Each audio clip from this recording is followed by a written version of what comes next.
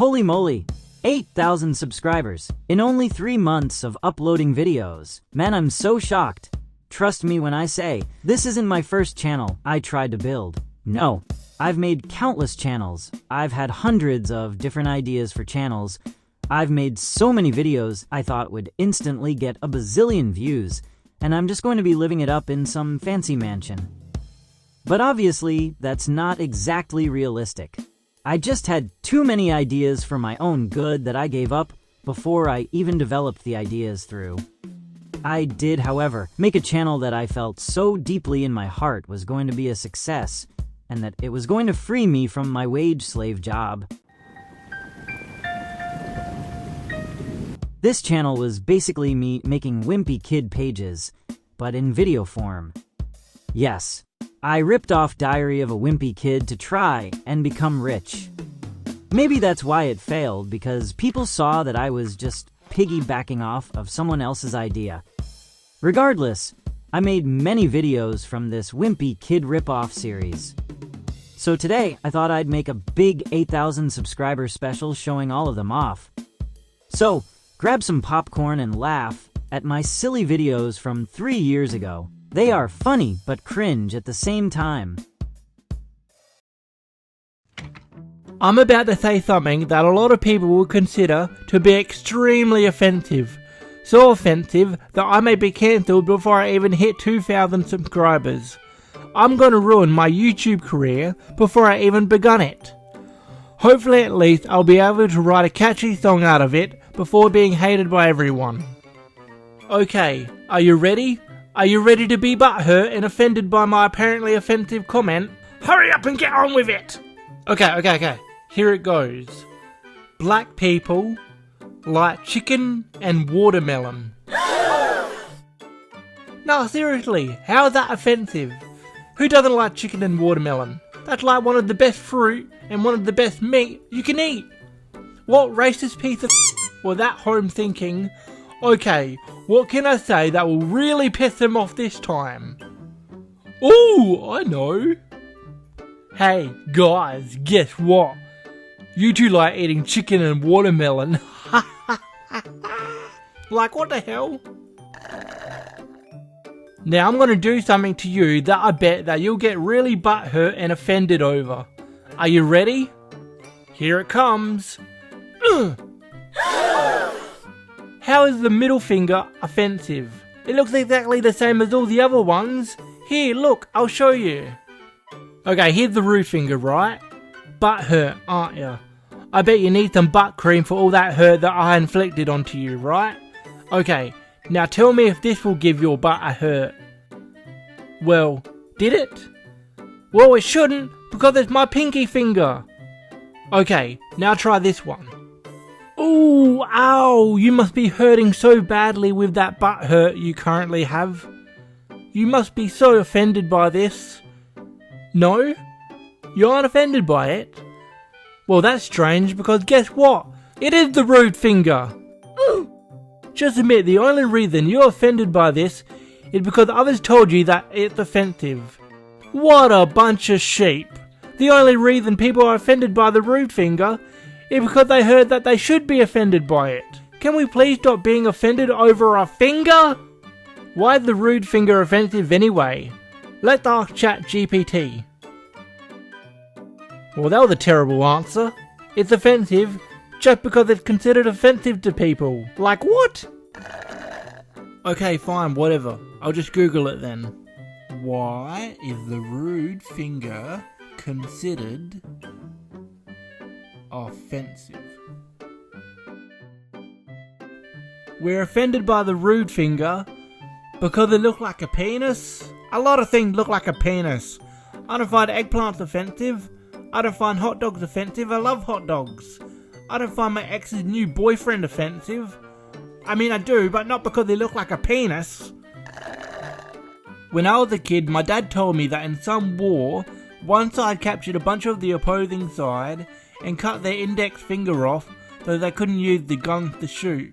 But then they just used their middle finger instead and would display them in the air and go, ha ha ha, didn't think we would do that, did ya? If that's true, we shouldn't be offended by the rude finger, but by the people in the war being so bloody stupid. Cut their whole hand off if you didn't want them to use the guns. Idiots! I bet they were the ones who lost the war. The last thing is kind of a personal one, but it's funny, so I'll talk about it anyway. So it was a while ago, and I was at school talking to my buddy, and we were discussing movies, and this girl who barely knows us starts yelling at us and telling us off for being inappropriate.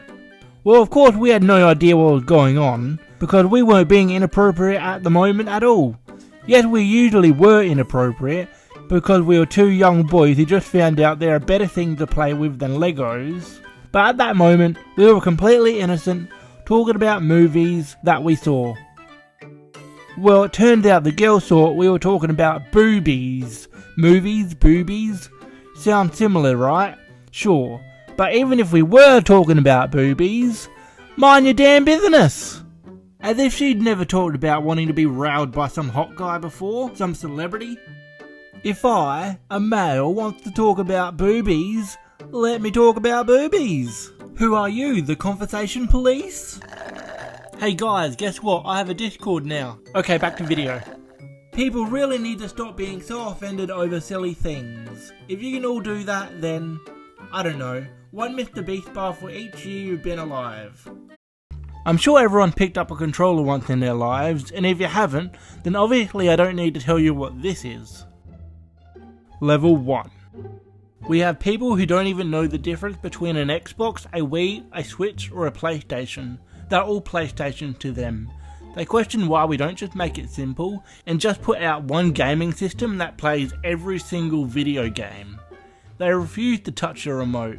Why waste your time playing a video game like a little kid when you can do more mature and adult things, like watch the news and complain about politics like you actually understand it?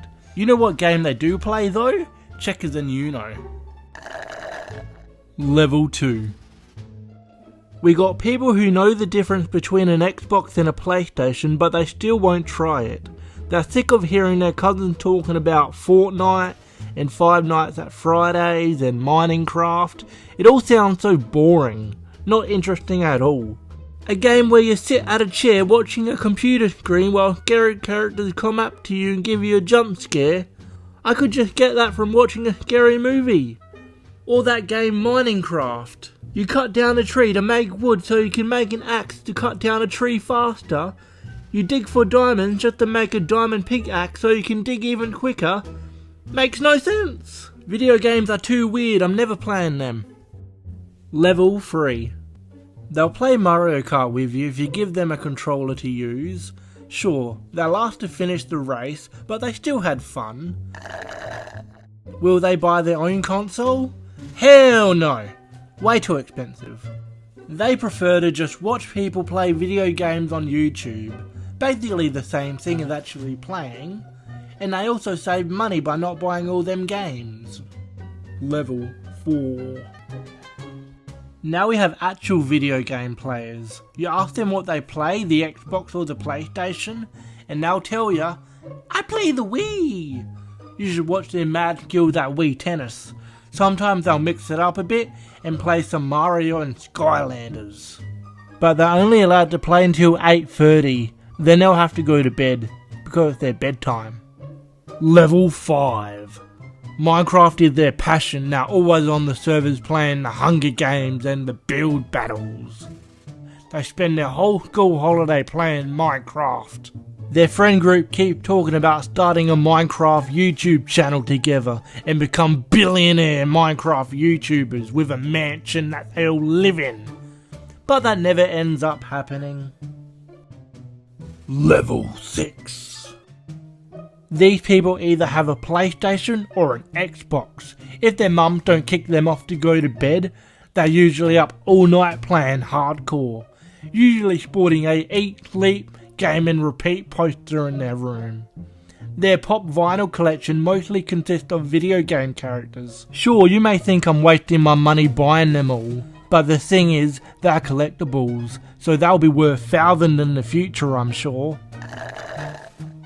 They'll consume G Fuel because they actually think it will help them improve their gaming skills.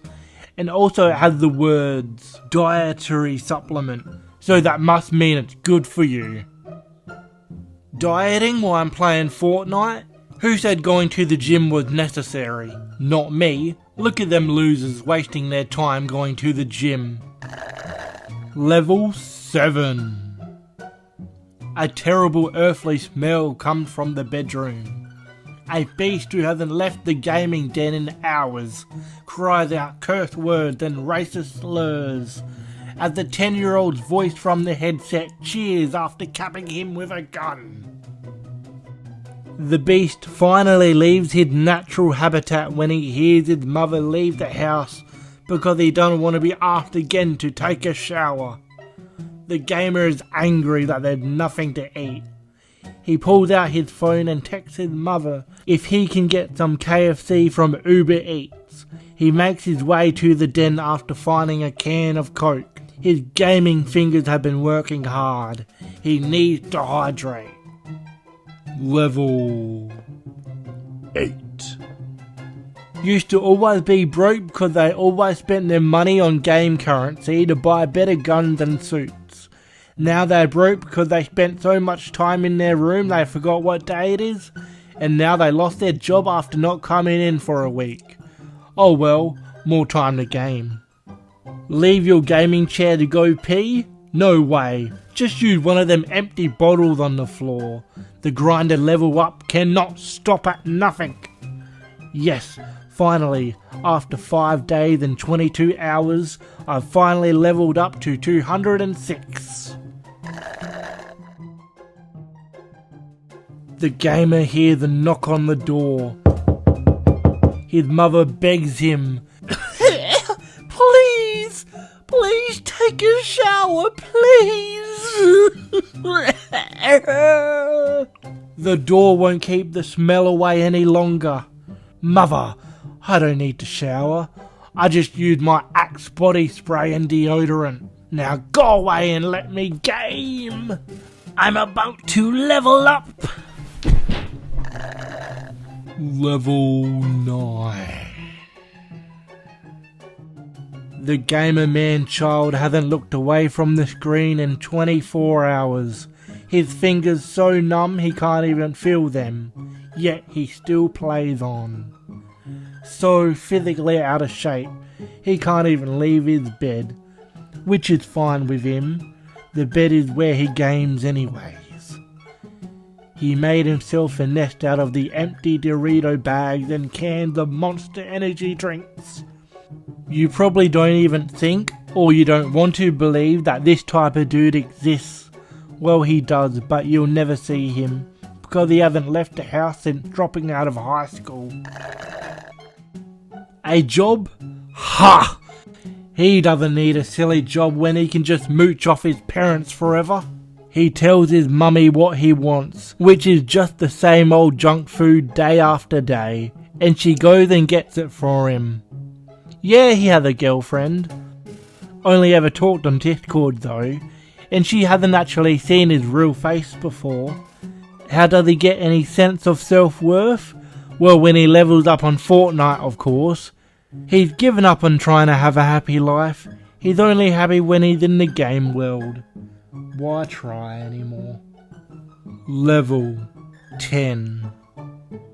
Hair as pretty as a wet fart. A face not even a mother could love. The only way he's able to wash his body is when his parents force him to sit outside in a deflated plastic swimming pool and wait for it to be blown up, and then get water and soap to be poured all over him. He wishes he doesn't have to do this once a month. The gamer plays his video games until he can't physically keep his eyes open any longer. He doesn't even turn off the console, he just falls asleep with the remote in his hands. That's if he can sleep. Whenever he closes his eyes, all he can see is the screen and his avatar moving around in the game. He used to play video games to escape the terrible world of the outside, bullies, and being picked on his whole life. Failing every single class. Why try at school anymore? Just keep on failing and failing and failing. So he just played video games forever. That's all he can do. He can't do anything else. Nothing else matters to him anymore. No friends. No happy relationship with his parents. They just see him as a burden now. He wishes he could change, but it's too late now. The gaming is the only thing he has left in this cruel world. What could he do? Turn off his console? Go outside? Start walking? Go take a shower?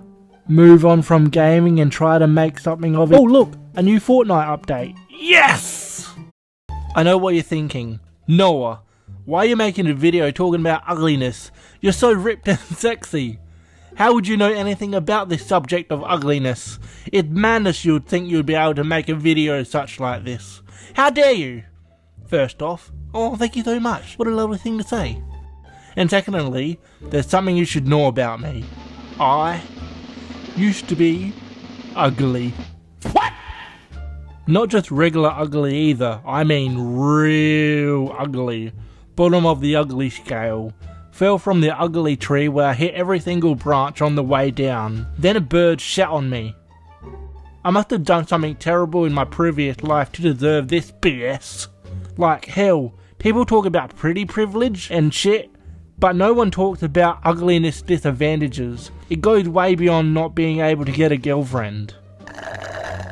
Now, my videos are meant to be light-hearted and fun and jokey, and I'll still try to keep it up for this video, but there's no guarantees that you won't hate humanity a little bit after watching this video. Just a warning.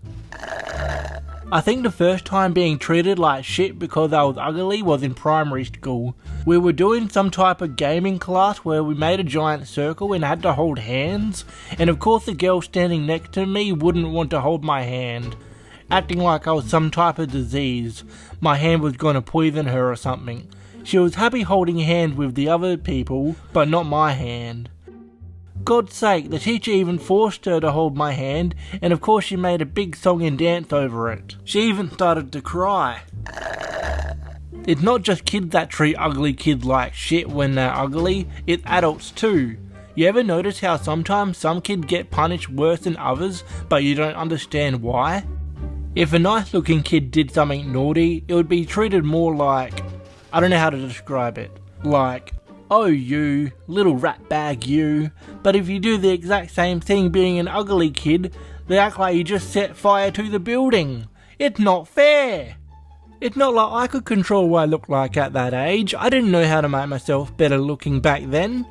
At that time I was relying on pure genetics, which weren't reliable at all. When I have a kid, I bet he's gonna look at me wondering why his genetics sucks when his father is so damn good looking. He won't know I actually had to work for my attractiveness. I wasn't born with it. Anyways, you grow older and you move to high school and stuff. Now you realise why some people get treated like shit while others don't. It's cause some people are attractive, and then there's others that were like me. Oh well, it's fine. I know the problem now. I can just try and fix it and things will start to turn around. Wait, what? This? Oh, nuts. Also, f***ing teachers too. You'd think they would make things easier because they would completely understand how hard high school is and fitting in can be, but they don't. It isn't until later when you actually leave school that you realise that most of the teachers are just the attractive people when they were in school. It makes sense, because what type of person who got treated like trash throughout high school thinks, hey, this might be a great place to work? So most of the teachers still got the high school mentality of treating attractive and popular people nicely and treating their outcast and ugly people like they're below them. That's why Emily, the cheerleader, is allowed to bring her Starbucks and the teacher doesn't care, but if you bring in a bottle of orange juice or something, then suddenly the water only rule must be followed. That's why the sporty kid can keep talking over the teacher and cracking jokes and barely get told off, but if you say something to your friend, you're going straight to detention. So yeah, Fuck teachers for also picking on the ugly kids like they're fucking children. It's not just school where you can get treated like shit because you're ugly.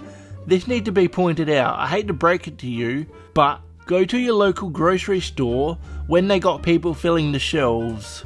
Now look at the people at the cash register and greeting people at the door. See the difference? Yeah, the attractive ones get the job where they're out in the front and are seen by people, and the ugly ones are at the back in the aisles, screwing up their backs and getting yelled at by their bosses for not filling a whole pallet in less than an hour. They get the shit job, while the attractive people get the easy, just standing around barely doing anything job. It's not fair. Not only that, when I was working at a grocery store, I noticed that the bosses treated the attractive workers way nicer than the ugly ones. The attractive ones could talk to each other and muck around and not do work at 100%, but if someone, like me, God forbid, had to go to the toilet, then they would legit tell me to hurry up, we haven't got all night, we have a lot to do. The bosses say that while she's in the middle of having a conversation with one of the attractive workers about her weekend night at the pubs. Such BS. And I'm totally sure it's not just the grocery store workplaces that are like this. I bet a lot of ugly people get treated like shit in all sorts of different work environments. I could go on all day, so I may make a sequel video to this video, but I'm just gonna say one more thing about the ugly truth about being ugly. Okay, so ugly people relationships aren't treated as seriously as attractive people ones. Put two attractive people together for 4 months, and then let's say they get engaged. People will be like, "That's so cute, they're in love, it's meant to be." Now put two unattractive people together and have them get engaged in only 4 months, and people will talk behind their backs non-stop about how stupid they are to get engaged so quick. Attractive people could announce a pregnancy when they've only been dating for a few months, and most people will be excited for them and congratulate them. Two ugly people announce a pregnancy when they've only been dating for a few months, and everyone will hate them for not being ready and rushing into things, and how they destroyed the life of a baby. Ugly people get treated terribly for just being ugly, and it breaks my heart. That's why in my next video I'm going to tell you exactly how to become attractive. Remember, I used to be at the bottom of the barrel, but after about 3 years of work, I completely changed my life simply by becoming attractive. Like really attractive. I know I sound vain, but it's true. I know there's some people in this world that thinks you're stuck with what you're stuck with, but that's simply not true. Please just watch my future video if you need to, and hear me out. I promise you, you'll get at least 50% more attractive following the video. Anyway, thanks for watching, and I'll see you all very soon. School pizza parties. Man, duck school pizza parties. The teacher be hyping that up all year, using it to make us behave and be good, and when the time finally arrives, all you get is this. What is that? Where's the pizza? Is it under the plate? I don't get it. Hey guys, guess what? I have a Discord now. Okay, back to video. There's this meme that had my exact complaint, right? Here it is. And whenever someone posts it online, some righteous jackass has to comment, "Well, the pizza comes out of the teacher's hard-earned money. She wouldn't be able to afford heaps of pizzas for everyone." Now that may be the case sometimes, but whenever my class had a pizza party, it was coming out of my own pocket. Okay, it was coming out of my parents' pocket, but you get the point. Everyone had to put in $5, right? Which is fair enough, if it meant that the pizza slices were gonna be like this instead of being this shit. What the fuck, teachers? Where's the value? I could have just went to my local pizza place and got one of them $5 mini pizzas. You're telling me that with $5 each from 24 kids, which is $120, you couldn't get us more than 1 to 2 slices of carrot-sized pizza? My pizza be looking like a Victoria's Secret model with how anorexic it is. Makes no sense. I think teachers are pocketing most of the money because of how shit their salary is. Ripping off children, eh? How dare you? If that wasn't bad enough, right, for some reason the teacher gives our pizza away like she pays for it. She'd be giving slices to the other teachers. The disabled kid support worker, she would make a doggy bag so her dog can try the pizza. Like, what the hell is going on? I never agreed to this. No wonder there's barely any pizza. They didn't pay for it, we did. Look at us, we're starving. We didn't bring any lunch today because we thought we would get to fill our little bellies with some yummy pizza. But no, screw you, teacher. Not only was the teacher stingy with the pizza, but the drinks too. They'd give us a tiny plastic cup and only fill it halfway with cordial. How's that meant to quench our thirst after we just had dry-ass pizza? Give me unlimited cordial, you bastard. Did you know that most of the time attractive people only date other attractive people? I know, right? What a shocker. So that's why in this video I'm going to get you an attractive partner by making you as attractive as you can be. I know, right? You're welcome. Hit that subscribe button to show me how thankful you are. I'm just kidding. Let me show you I'm actually worth subscribing for before you do. Unless you want to click it now, it's up to you. Okay, let's do this. People always say, you grow into your looks. Usually they say that to the ugly kids to make them feel better because truthfully, most of the time it's just a huge fat lie. Do you remember that actor from Harry Potter who played Neville Longbottom? He certainly grew into his looks, didn't he? Wrong. You really think that Neville just was sitting around playing video games, eating whatever he liked, while his face just magically started to increase in attractiveness? No! He went from a kid who tells his mum that he gets bullied every day to being on People's magazine for being one of the sexiest men alive. That's why with this guide, I'll get you from kid Longbottom to adult Longbottom. This isn't just one of them videos saying, lose weight, eat well, take a shower every day, wear nice clothes. That basic stuff, we all know that, we aren't idiots.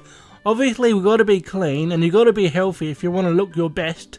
No, this guide is actually things that people miss out on doing because they don't realise how important it actually is, or that they don't notice that they don't do these things, so they basically kill their chances of maxing their appearance.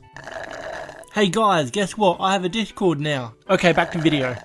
All these things I'm about to tell you to do will combine together. If you actually stick to doing them, will slowly but surely build you up to become the most attractive version of yourself that you can be. Let's get started.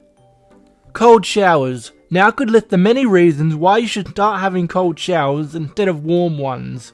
You probably already know some since it's the big one people talk about, but the main point of a cold shower is that it has many health benefits, and the healthier you are, the more attractive your body looks. Healthier equals more attractive. Remember that. That's why you want to be peak health as much as you can, because that means your skin, your nails, your hair, and everything else is at peak attractiveness since you're healthy enough to have all them things look their best. Another thing I've noticed when having a cold shower is my hair. It looks way much nicer than when I have a hot shower. I have a theory why. You know when you turn on the shower and it's a regular shower temperature, the heat of the top of the shower is hotter than when it reaches to the floor. Well, your head is at peak height, right? And that's where your hair is. So your hair is going to be hit with the water when it's at the most hottest. So what you think is warm when touching your skin could actually be a tad too hot when hitting your hair first. The heat could be ruining your hair and you don't even know it. So having cold showers guarantees that your hair won't get weaker from your showers and you will less likely get a bald spot. I actually also feel more clean after a cold shower, but I'm not sure if that's actually real or not. Probably just because I feel fresher when I have a cold shower, so I think I'm more clean. You may hate cold showers, but after a while you get used to it and it's easy to just jump into it without feeling the actual cold. Last thing about showers, after you have one, don't go rubbing your hair aggressively with the towel to dry it. Your hair is delicate and should have gentle pats of the towel to dry it. Right way to drink water. Now, tell me, how much water do you consume on the daily? 2 cups? 3 cups? Let's be real, we barely drink a lot of water on the daily. We drink, but it's not just pure simple water. Did you know that females should be drinking 8 cups of water, 2 litres daily, while a man should be drinking 10 cups, 2.6 litres of water on the daily? I can guarantee you that not a lot of people take in their daily amount of water, which is preventing them from becoming better looking. Trust me, drinking the amount of water that your body actually needs is life changing. Start doing it right now. Go on, do it. Do it. To make sure I was drinking enough water, I brought myself a 2.5 litre bottle of water that I forced myself to drink the whole thing before the end of the day before I went to bed, so I couldn't go to sleep until the bottle was empty. I tried one of them drinking apps, but yeah, it didn't work for me because it usually buzzed when I was busy, then I would forget to drink. So I just drink the bottle because who cares when I drink as long as I'm drinking. But it might work for you, it depends. Anyway, so go onto Google and search how much water you should be drinking daily for your age and gender, and then you'll start drinking it every single day, and you'll notice a huge change rather quickly. Another 2 things you can do to drink more water is to get a jug and put cucumbers in it and leave it for a bit. Cucumber water. So many healthy benefits and it's so refreshing. You can also get these really cool Voost tablets that you take once a day by putting them in a cup of water and letting it dissolve, guaranteeing you getting all them healthy vitamins. That's why when I'm at a nightclub I like popping them in girls' drinks because of how good they are. I was just trying to give them vitamins, let me go! Ah! Next is your neck posture. You might think it's not that bad and maybe it's because you're just used to it. Nevertheless, you can always improve it by buying this cheap neck traction pillow and spending about 10 to 15 minutes every day resting your body like this in the photo, and you should over time see an improvement in your neck posture to make it the best it can be. And that way your neck isn't preventing you from being more attractive. Also, when you're using your phone, you should try to train yourself to always keep a good posture by having your phone always at eye level. Sure, it may look a little weird and not normal, but it's better than having a sore back and neck. Cold shower face wash. So I recently started doing this and holy cow, has it actually improved my appearance on the face. What I do every morning is grab my pre-made bowl of normal water that I left in the fridge overnight, and as soon as I wake up, I hold my breath and leave my face in the water for 10 to 15 seconds for about 4 times. Not only does it make me feel awake and refreshed as soon as I wake up, it actually tightens your skin and it looks nicer and healthier. All that by just spending 2 minutes a day, filling a bowl of water and leaving it in the fridge overnight to wash your face in the morning with. Amazing. If you have decent teeth, good enough to not need braces, but you still wish your teeth were even better, have no fear because I got a solution for you that will barely cost you anything. I found this thing on eBay, right? I should mention that any products that I mention aren't sponsored or nothing. I legit just find them useful. Anyways, my top teeth were perfect, but my bottom ones were a tad bit overlapping and crooked. But using this teeth straightener kit, I had fixed my bottom teeth and fixed the gaps without having to fork over thousands of dollars on braces that basically do the exact same thing except maybe 10% better. So if your teeth aren't bad, but they could be better, definitely try this kit. You wear the first one for a month, then the second one for 2 to 3 months, then the other one for as long as it takes until your teeth are how you want them to be. You gotta actually use them though, or they won't work. Your tongue. One of the grossest things I see a lot of people have are tongues that are white.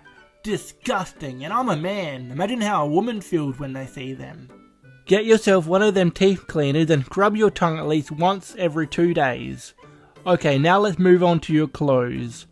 Like I said, wearing nice clothes is obvious, right?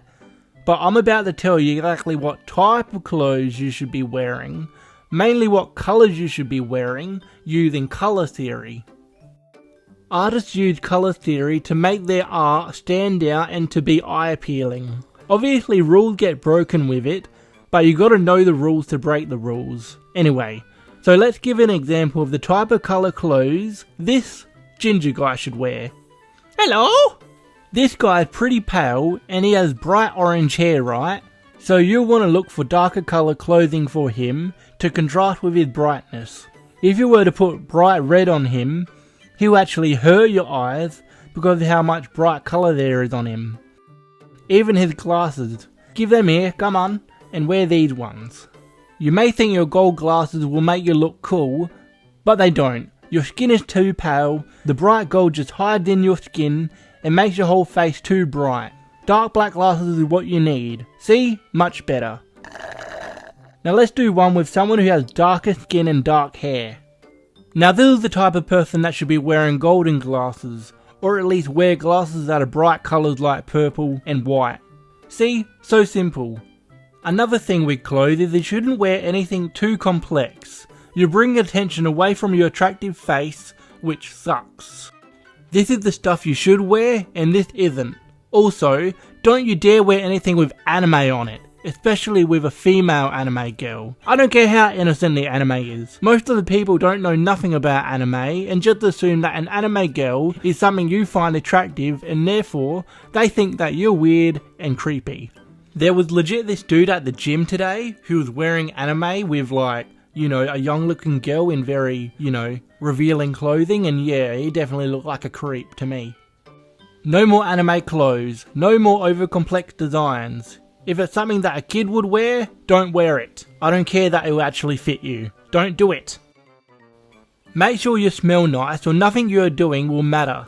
No one likes someone who smells bad, so go wear cologne. If you don't know much about cologne like me, just wear something that you've liked the scent of, like the ocean or berries. Your body language and voice. You could be an attractive person, but if your body language and your speaking indicate that you aren't easygoing and fun to talk to, no one will approach you and find you someone worth communicating with, and you'll continue to feel like an outcast and an ugly person. If you're not someone who's good at speaking to others, it's less to do with being shy and more to do with your voice not being ready. Think of your voice as another muscle, a muscle you haven't worked hard on. Grab one of your favourite books and sit in your room for about 15 minutes a day and try reading out loud the best you can, trying to remain confident and able to express the story that you're telling. It's all about practicing. It's like a performance. Your voice is going to improve over time and you will be able to speak to people and actually be heard and responded to. Trust me, even I have trouble dealing with this sometimes. I'm still practicing, so yeah, I used to be way worse, but now I'm getting a bit better. That's why I still sound shaky sometimes. With your body language, you mostly want to look friendly. Try practicing keeping a closed smile as your default resting face. Over time, you'll not even think about it and still have a smile. With your body, I suggest watching how confident people around you move and express their body. That way you can just copy them and that will make things as easy as possible for you. It will also become natural over time and you won't even need to think about it. Okay, finally, last topic, here we go. Things that you can't control. There's things that you just aren't able to control. Things that you can't control you should just try your best to ignore and just focus on the things that you can control. When you made everything that you can control the best it can be, the things that you can't control won't worry you as much. Well, there you have it. Do all that stuff I told you to do, along with the obvious stuff like brushing your teeth every day, go to the gym and build muscles and get plenty of sleep and have a good skincare routine. It's really that simple. If I can think of anything else that I've missed, I'll leave it down below in the comments. I'm not sure if I'm going to be doing any more self-help videos, but if you like them, maybe I will. Let me know down below. In my school there's always a push towards stopping bullying. Teachers would put up these no bullying signs and have these stupid activities for students to do to somehow prevent bullying. Like, for example, the teachers gave us a piece of paper and told us to draw a picture for half an hour. Like, hell yeah! As I was the artist kid in the class, I was obviously happy. I don't remember what I drew, but it was probably something badass, like a dinosaur with guns. Once the drawing time was over, the teacher told us to scrunch up the paper into a ball. Hell no with that, you're not forcing me to destroy my magnum opus. But eventually I did do what she says, and wrecked my drawing. After everyone scrunched up their paper into a ball, the teacher then tells us to unfold it to be a flat piece of paper again. What? The teacher tells us that this is the effect bullying has. That something you like, if you bully it, will never be the same again. Will leave scars, or something like that. It was a terrible metaphor. Firstly, I would never bully my drawing because I actually like my drawing. The people who get bullied are the people we don't like, and they're the reason that we don't like them. The teachers were targeting bullying completely wrong. People were getting bullied not because the teachers weren't telling bullies that bullying isn't nice. It was because the people who were bullied for a reason. We had this one guy named Sam, and he would be bullied all the time. Why? Because he was a guy and he was wearing a My Little Pony shirt and had a My Little Pony backpack. Like, of course you're gonna get picked on. You're a walking target. No amount of bullying, no way posters is gonna stop someone from making fun of him. If you like a show that isn't meant for your target audience, watch it at home where it's safe and no one will know about it. You cannot be a guy wearing My Little Pony merch and going to high school for everyone to see. You're just asking to be bullied at that point. You know, I sometimes feel bad for some of the more logical teachers who are forced to hold their tongue. I'm sure they're not allowed to tell the kid, "You're getting bullied because you're watching a little girl TV show and you're somehow proud to show that off." I'm not going to punish Jack for calling you a girl because you're singing My Little Pony Pinkie Pie's songs out loud. He's expressing himself! Yeah, well so is Jack. He's expressing that he thinks My Little Pony is only for girls. Another type of kid that would always get bullied are the ones that try to be cool, but instead just come off as extremely annoying. Let me explain. I remember this one kid named Philip who would constantly try to act like a bad boy by swearing almost every sentence. These swears really felt forced, and you could sense the touch of nervousness whenever he did it, as if at any moment a teacher is going to bust him for saying a naughty word. And that totally removed any level of coolness that he had, which wasn't much to begin with anyway. Another thing Philip did was wear black sunglasses, trying to look like that dude from The Matrix. He would lean alone against the wall, trying to look like a mysterious loner. I don't know what his plan was, but all it did was made him actually lonely because people would just see through the attempt. Not only that, everyone would clown on him, cracking jokes and laughing at his ridiculousness. If you actually want to be cool, don't pretend to be something that you're not. People see through that and it gets annoying real fast, because people can see through the fakeness. Okay, now you're gonna be laughing at this next bully victim. Now, I think we all know the term furry, but if you don't, let me explain. Furries are like people who dress up like animals and stuff, and it gets really weird sometimes. Like, really weird. In simple terms, they dress up as a dog or a cat, or another animal that's furry, and make animal noises. You can just imagine the type of people that actually enjoy doing that for some reason. Years ago, furries were only seen on the internet in cringe videos or at furry conventions, but now they've reached a much wider popularity that kids at school are openly becoming furries, wearing fake wolf tails and barking like a dog in class. I even heard from my brother that even the school is encouraging furries by having a litter box in the school toilets because some of the kids take the whole pretending to be a cat a bit too seriously. Now, you might be shocked to learn that these furry kids are absolutely getting bullied. Bullied like no tomorrow. Now, as bad as bullying can be, I encourage this one. Why? Because you're not a bloody dog, kid. Okay, let's talk about one last bully victim.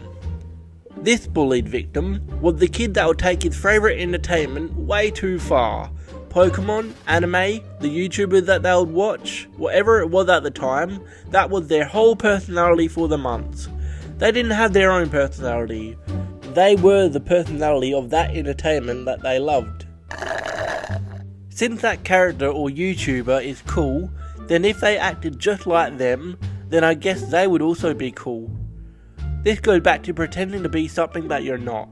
It doesn't work and people can easily see through it.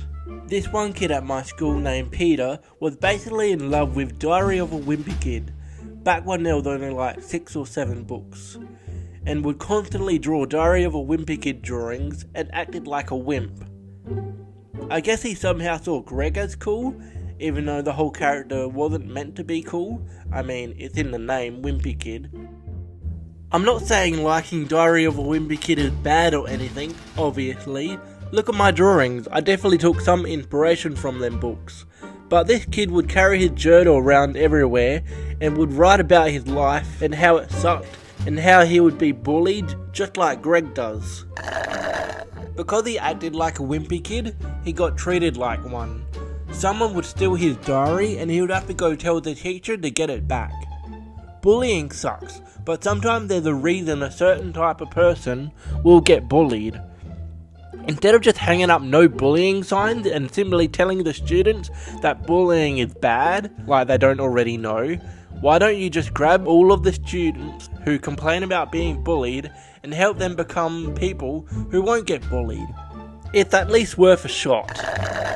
Obviously there are people out there who get unfairly bullied and that isn't cool. But if you're gonna act like a cringe anime character or dress up like a dog in class, expect to be bullied.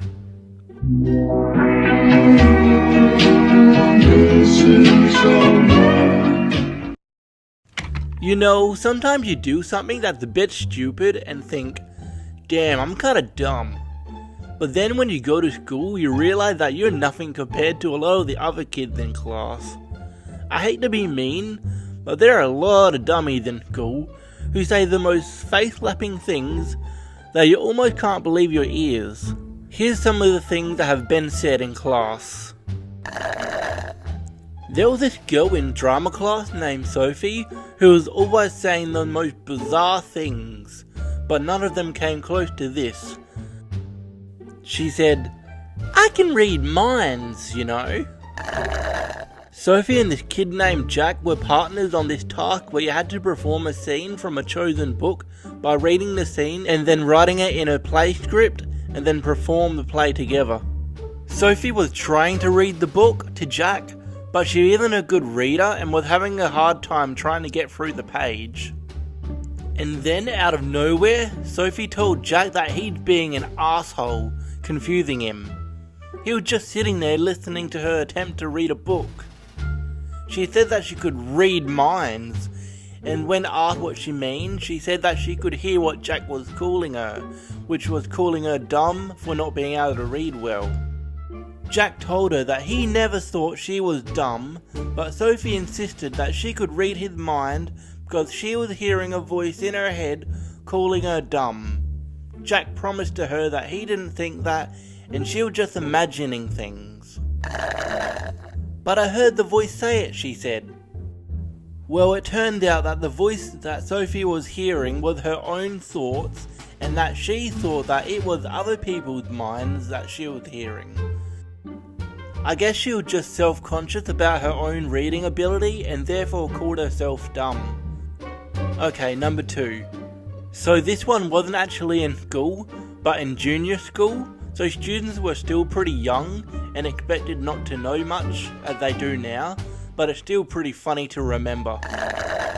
Basically, we were all in class looking at the olden days, back when there weren't any coloured photos. This kid named Henry asked, "When did we get our colour?"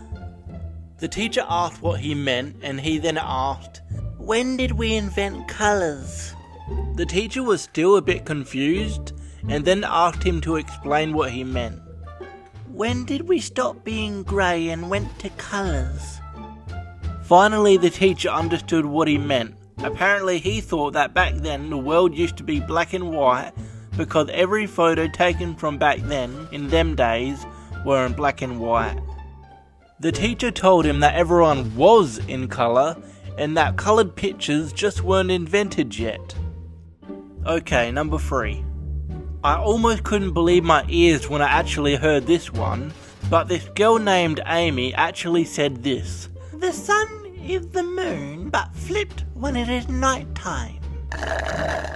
She actually thought that the sun and the moon were the same thing. One half of the ball was bright and hot and fire, while the other was a cold white place. The teacher asked her why she thought this, and she said that it was because she heard of the term the dark side of the moon and thought that the bright side must be the sun. Everyone in class was clowning on her for believing it, and when the teacher finally got everyone to settle down, he simply explained that the sun and the moon were separate things in space, and then explained how it actually worked. I felt kinda bad for Amy, but at the same time it was a pretty funny thing to believe. Like, imagine if that's how it actually worked. I think things on this planet would be completely different. Number 4. Speaking of dumb things that were said about the moon, this girl named Sarah once said at a school camp, "I'm scared of the moon." She explained that the moon is scary because it follows her at night. Wherever she goes at night, the moon is right there in the night sky watching her. Which is also why she likes it when the sky is cloudy, because then the moon can't watch her at night time. I wonder if anyone actually ever explained to her that the moon is seen by everyone at night, or if she still believes it, and if she does, that's pretty funny. Number 5. The final dumbest thing that was said in school was from this guy named Jim. Well, he didn't exactly say it, but more like read it. Let me explain. We were in English class and we had to write a 2 or 3 page story. We spent one class planning the story and characters, 2 classes actually writing the story, and then 3 classes taking turns reading out our story in front of the class. Most just wrote basic stories like a story about a man who is a secret agent who stops a bad guy, or this story about this woman who could turn into a mermaid. But then we got to Jim's story. His story was about this boy named Harry who went to this wizard school and fought a bad guy wizard named Voldemort. Sure, he may have skipped a few events given that he only had 3 pages to work with, but he basically wrote a summary of the events of the first Harry Potter book. I don't know why the teacher just let him read the whole thing. Maybe she's never actually seen Harry Potter, but he stood there confidently as he ripped off J.K. Rowling. And I guess no one was brave enough to call Jim out, because once he finished reading the tales of Harry Potter the Wizard Boy, he sat down and the next person went up to tell their story. School can be so bizarre sometimes.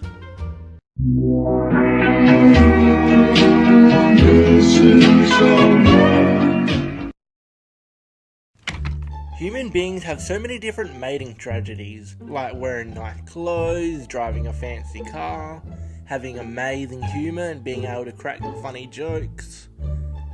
I don't think I've quite nailed that one yet. Or any of them. Anyways, so many different choices. But being an animal, it seems that you have a limited number of things that you can actually do to attract the attention of a mate. Not only that, some of these animal mating tragedies are really weird. Number 1. Fireflies. Male fireflies are the most dazzling performance to attracting their mate. They use their glowing butts to put on this epic light show. They get all the boys together and do a dance performance together. If it was that easy for humans, me and the boys would have done the exact same thing at school at assembly.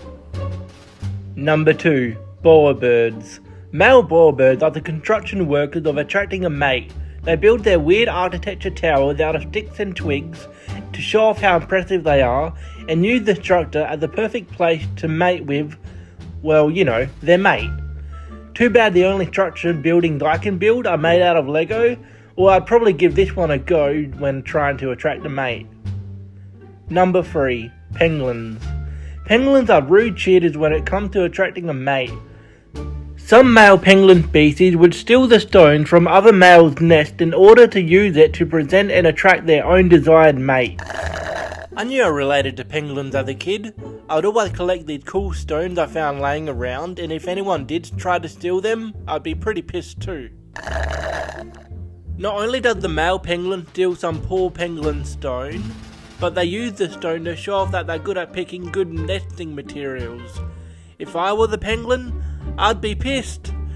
Quack, it's my stone! I found it! Give it back! Number 4. Stalk-eyed flies. Male stalk-eyed flies are pretty close to how male humans attract a mate. believe it or not. Male stalk-eye flies have eye stalks extending from their heads, and the longer they are, the more attractive they are to females. This is because it apparently tells the female that they have better genes for enhanced survival skills. I'm sure you can understand the comparison between male humans and stalk-eyed flies. Number 5. Blanket octopuses. Male blanket octopuses are the nail and bow of the animal kingdom. They're just like F-boys, hit it and quit it. Absent father behaviour too, but male blanket octopuses have a reason not to call the female again. You see, the female actually tries to eat the male after reproduction because they're so much bigger than the male. It's like if a female was a human and the male was a peanut. I know, male blanket octopuses like them big, don't they? It's actually the most different in sizes of the mating partners in the animal kingdom. Anyway, because they don't want to be eaten, the male uses its specialized tentacle to transfer a packet of his male liquid instead of directly mating, and then they get out of there before they get eaten. Probably not as fun for either party, so I'm glad I'm not a male blanket octopus. Number 6. Vogelgott bowerbirds. Male Vogelgott bowerbirds are sneaky when it comes to attracting a mate, along with doing exactly what the regular bowerbirds do, which is create structures. They also got a special ability to imitate the calls of other bird species to entice the females and show off their vocal skills. Number 7. Satin bowerbirds. Male satin bowerbirds are the artistic versions of the bowerbirds. They collect pretty things like flowers, berries and pretty looking leaves. They then set these pretty things to display in their constructed bowers, almost like an art museum. This helps to attract a mate by impressing the female with their artistic sense. Too bad for me, I don't think my cartoon drawings will do the same to attract females. Number 8. Blue-footed boobies. Yeah, the name is pretty funny, but also they're dancing.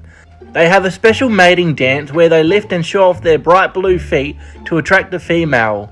The more vibrant their feet, the better they'll do at finding a mate. If I was a blue-footed booby, I would find blue paint and become the most attractive bird of my species. Would that count as wearing makeup? Number 9. Frigid birds. Frigid birds are the muscular gym bros of attracting females. They show off their enormous sized chest by blowing it up nice and big and sit on a tree fluttering their wings. Their chests are nice and bright and red, so the ladies will be sure to see their massive chest. Number 10. Peacock spiders. As much as I hate spiders, peacock spiders are actually really cool. Male peacock spiders have vibrant colours on their bodies. They use their coloured bodies to make their dances visually appealing to watch. They wave their legs around to display their beautiful patterns, impressing the females. As simple as it must be to attract a mate in the animal kingdom, with my luck, I'd probably be a blue-footed booby but with red feet.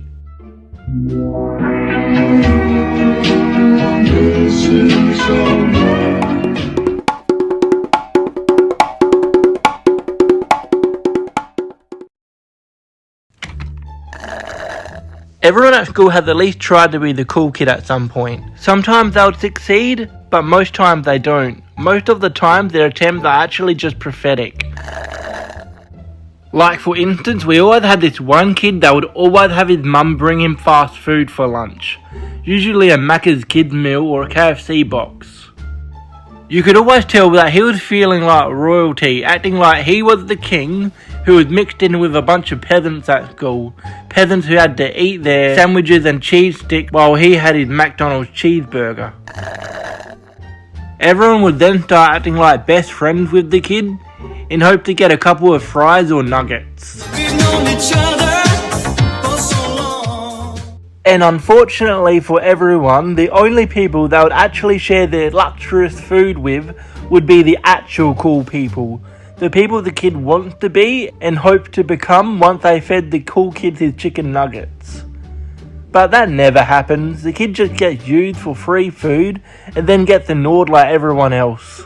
Then the cycle continues once the kid gets another takeaway box from his mum. Another way kids would try to be cool is with fidget spinners. Back then, when they were all the rage, kids would compete with each other to see who had the best fidget spinner. To have the best fidget spinner, your fidget spinner had to look cool and also spin for a very long amount of time. I have to admit, I also brought into the whole fidget spinner thing, getting a shiny rainbow one that would spin for over 5 whole minutes. Unfortunately, when they stopped being cool, I left it in my school bag and forgot about it. By the end of the year, it was all sticky and covered in dirt. It never spun again. However, I guess this one kid really thought that this whole fidget spinner thing was a way to become super cool, because he would bring in a whole bag full of all sorts of different fidget spinners every day to show them off. Unfortunately for him, instead of being known as the cool kid with cool fidget spinners, he was instead became the sucker that people would steal fidget spinners from. Sometimes people think that a way to be cool is to date an attractive and popular girl. Now, I'm usually not one to say you're not attractive or cool enough to be able to date her, but at school it really is all superficial, and unfortunately you must follow it. Some of the uncool people at school really thought that if they could just somehow date one of the popular girls, then their lives would change forever.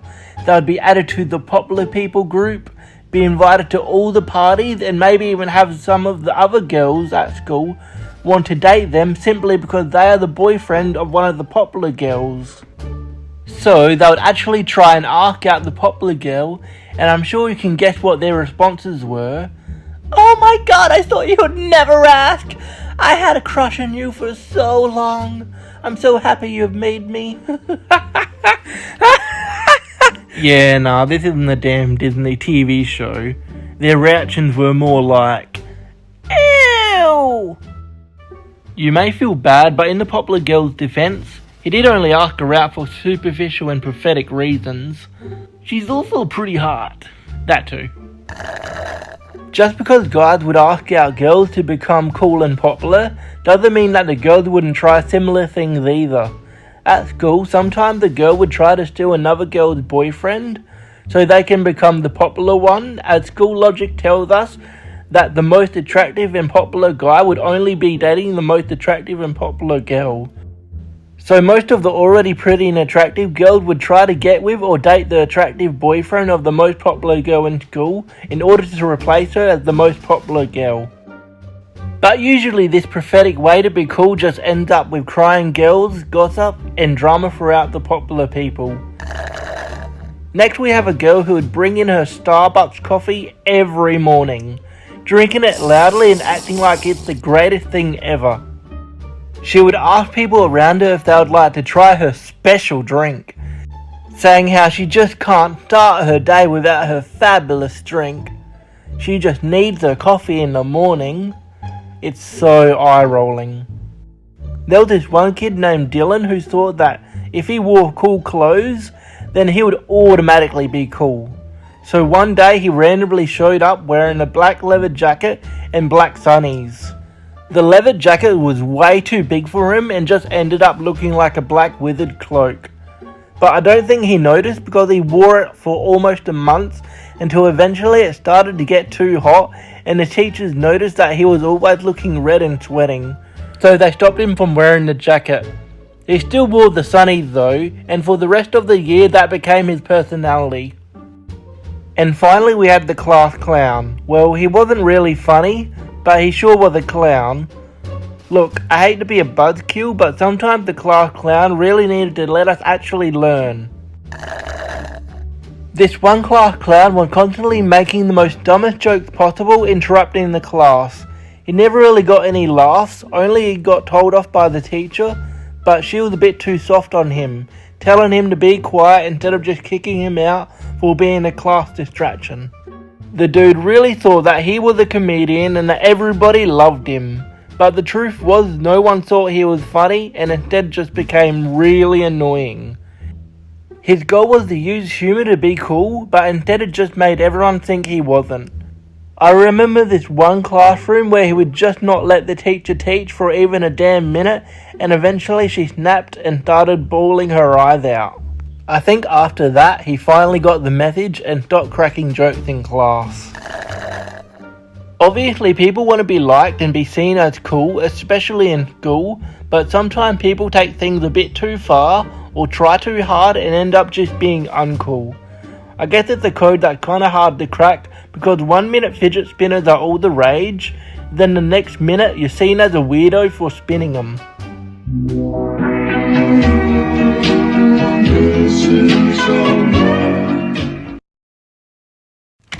You know, school's always been so fascinating. Not in a way where what they teach you is fascinating and you learn so much. No, I mean, it's always been so fascinating how they're teaching you stuff. Or at least, how they try to teach you stuff. For example, how they teach you how to take care of a child. Some may say that learning to take care of a child is probably one of the most important things to learn for a person who may become a parent one day. I think we can all somewhat agree with that. But the way the school teaches us is probably the most silliest way to learn possible. Like it's very comedic in the way that they teach us. So we're all in sex ed class and we get a brand new assignment. The teacher hands half the class an egg and tells us that we'll be looking after the egg. The egg is our baby and we'll be looking after the egg for 2 weeks. The twist was that we'd be partnering up with someone to raise the egg together. The teacher got us to pull names from the hat, and whoever's name was written on the paper was the person who we would be partnering up with. Fortunately for me, I was partnered up with this girl named Zoe, which I was sorta happy with, as she was smart, so I knew that our egg was in good hands. Unfortunately for this kid named Tyler, he got the name of this really stuck-up girl who refused to work with him because he wasn't attractive enough to be her partner. School can be such a brutal place. Tyler then became a single parent along with the girl. The teacher then came to each of the parents and wrote her signature at the bottom of the egg. I guess to prevent us from replacing the egg if one of us were to crack it. Zoe said that she would take the egg home first and that we would take turns each day. That sounded good to me, so I didn't have to deal with the egg that day. I don't know why parents are always complaining. This stuff is so easy. The next day it was my turn, and I guess I take back what I said. Zoe had made a baby cot using an empty tissue box and a few tea towels. That meant I had to carry it around and I couldn't fit it inside my backpack. I hate to be mean, but kids at my school are usually morons and idiots, so I was stressing throughout the whole day that some kid may try to steal my egg and break it. That's just how school kids are, so school is the worst environment to be raising a child in. Some eggs apparently got broken already because some kids thought it would be funny to break each other's eggs. So I thought of a plan to prevent my egg from being broken. I went into the school toilets and filled up my water bottle with heaps of toilet paper. Then I put my egg and even more toilet paper inside of the bottle. So much paper that the egg could not move around or hit the walls of the bottle. Basically being surrounded by a wall of cushion while also protected by hard plastic. It was genius. The best part about it was that now I could just leave the egg inside of my bag and I won't fear it being cracked. This assignment was gonna be easy. And I guess it was, since for the rest of the assignment I just kept putting the egg inside of the protective protection and then managed to not crack it for 2 weeks. What I don't get is how preventing an egg from being cracked for 2 weeks is the equivalent of looking after a baby. Babies are unpredictable, unlike an egg. You wouldn't catch an egg trying to crawl inside of an oven or try swallowing a bottle of bleach.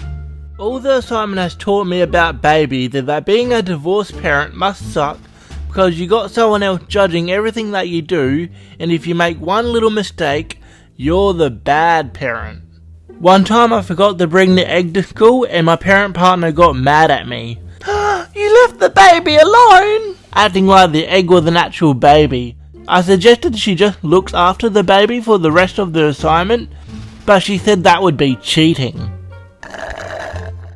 Some people make things way more complicated than they need to be. You know, I was actually quite shocked when we got this assignment. I mean, I've seen the assignment depicted in high school TV shows and that, which always led to hilarious hijinks, But I always thought that there's no way schools actually did this assignment. Well, I'm here to tell you that yes. Yes, they do that, and yes, it's as silly as the shows present it to be. Maybe they should trade the eggs for something that actually resembles a baby more, like baby ducklings or guinea pigs. Just something they can actually feed and look after. Heck, why don't they just get a bunch of them fake baby dolls that you actually gotta feed, and it also poops. Gotta be better than a random egg. I'm starting to think that maybe my parents wasted their money on my education. I don't know nothing about babies or how to be a parent. I forget, do you teach your child how to drive at age 8 or at age 7?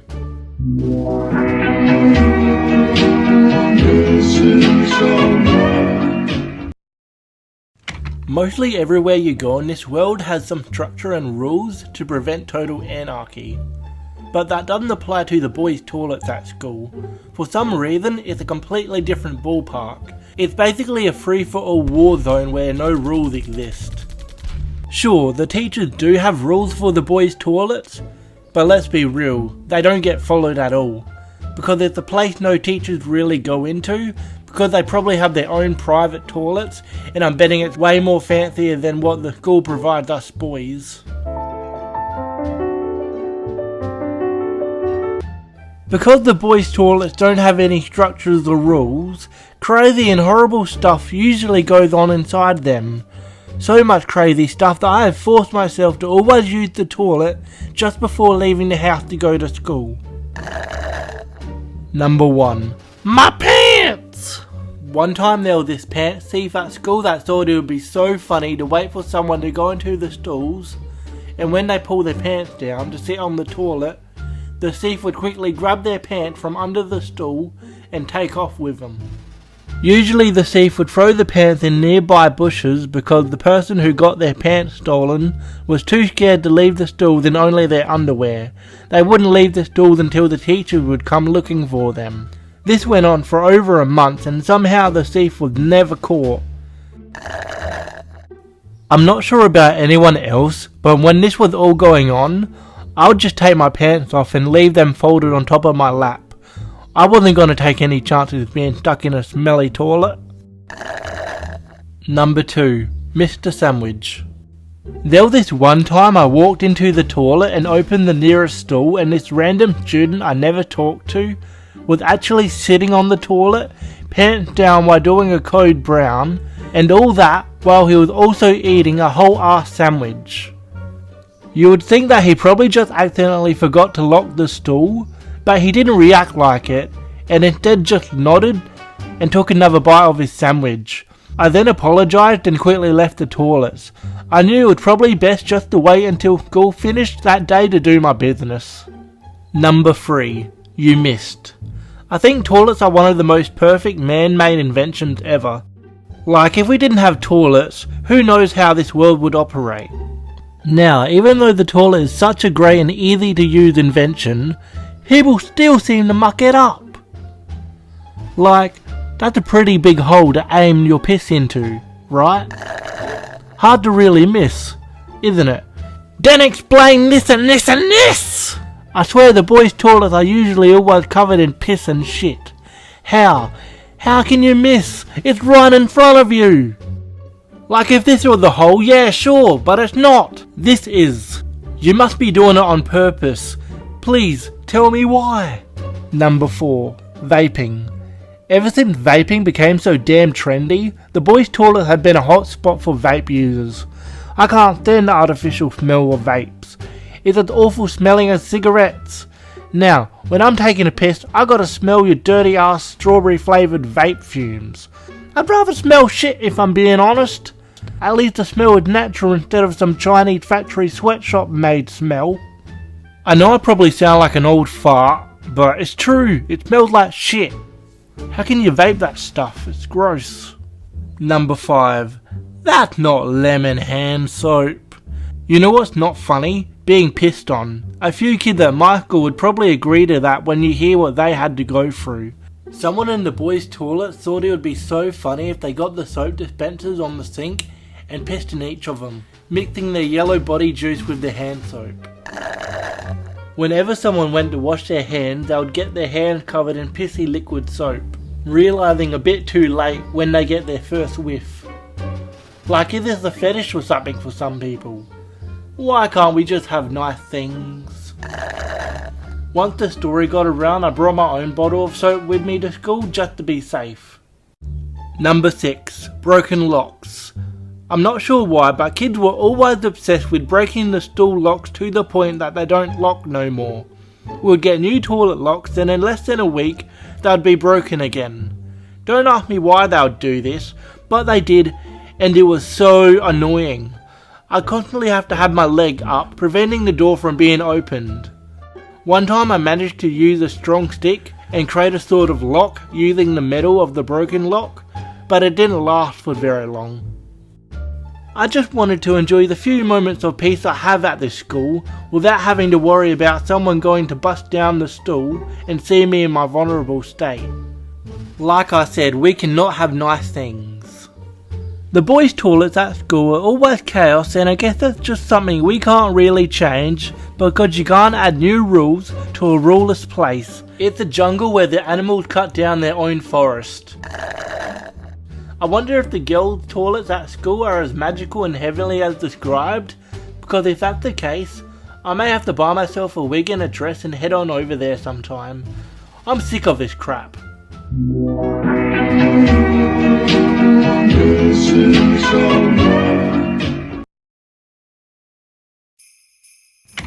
Merry Christmas, everybody! When you're older, you realise that there's some people in this world who believe the most silliest of things.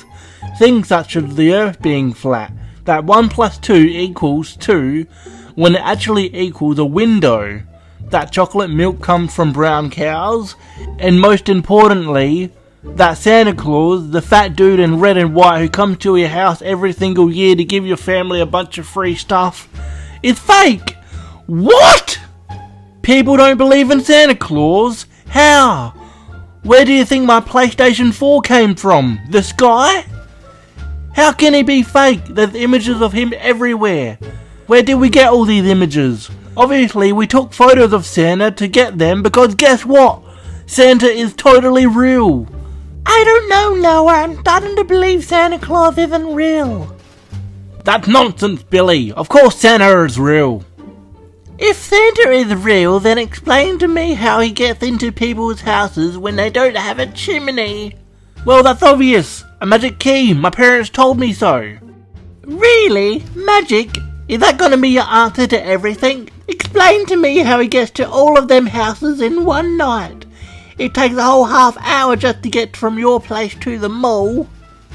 Well, he flies on his sleigh. How does the sleigh fly? The flying reindeers, they pull it, obviously. How do them reindeers fly? Reindeers don't fly. Well, damn. Maybe Santa isn't real after all. That would explain a few things. I always question to my parents about Santa, and they usually give an explanation, but now that I think about it, their explanations make no sense at all. Can I go see Santa's workshop? Their answer to this question was, Santa's workshop is located on the North Pole, and it's a secret place that only Santa and his elves can access. It's invisible to most people, but this is where all his toys are made. What a load of rubbish! You're telling me Santa has technology that makes his whole ass workshop invisible? Not only that, he must be able to prevent snow from falling onto it, because at the North Pole, if you didn't already know, it's cold. The snow would fall and cover the invisible workshop. How could we have not found Santa yet? It makes no sense. How does Santa fit down a chimney? Their answer to this would be, Santa has the ability to change his size and shape, so he can easily fit down any chimney. If your house doesn't have a chimney, he uses a magical key that opens the front door. First off, if Santa has a magical key to open any door, why isn't he suspect number one when a house gets robbed? Who trusts him with so much responsibility? What if he lost that key and someone else found it? Now someone out there has the key and can enter any house he wants. Also, if Santa has the key, why the heck is he going down a tiny ass chimney?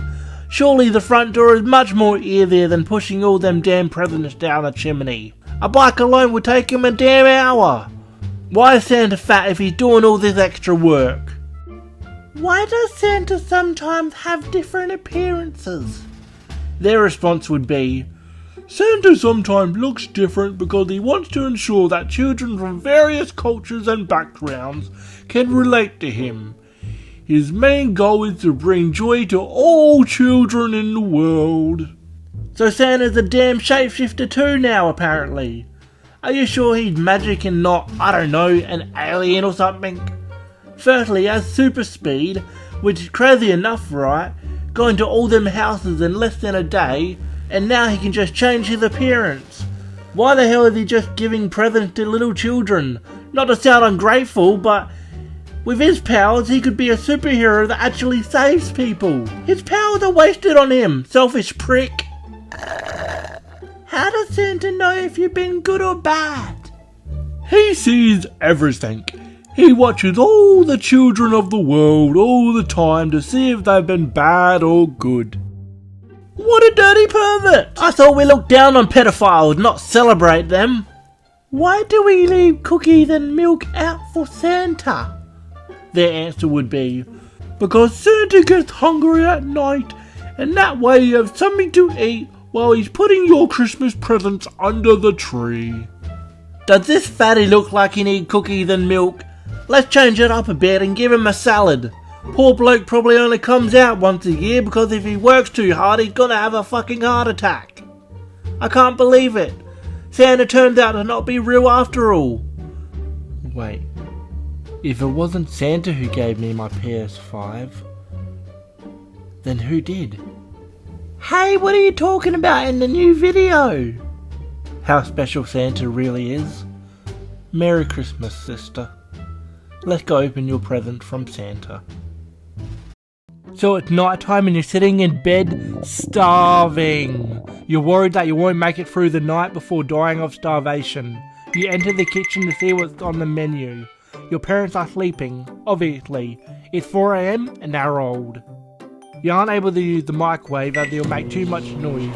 You gotta open the cupboards the least amount of time possible because somehow the sound of cupboards opening increased by 80% as soon as your parents fall asleep. So here's some nighttime snacks you can make that you can probably get away with. Number 1, chip sandwich. Just grab the bread and grab a bag of chips and you're pretty much done. Heck, grab the butter out of the fridge if you're feeling dangerous. Just be sure to make sure that it actually closes before you finish or in 5 minutes you'll actually be in danger. Now you just spread the butter on the bread and put your chips on top and you're clear to go. Hey guys, guess what? I have a Discord now. Okay, back to video. Number 2.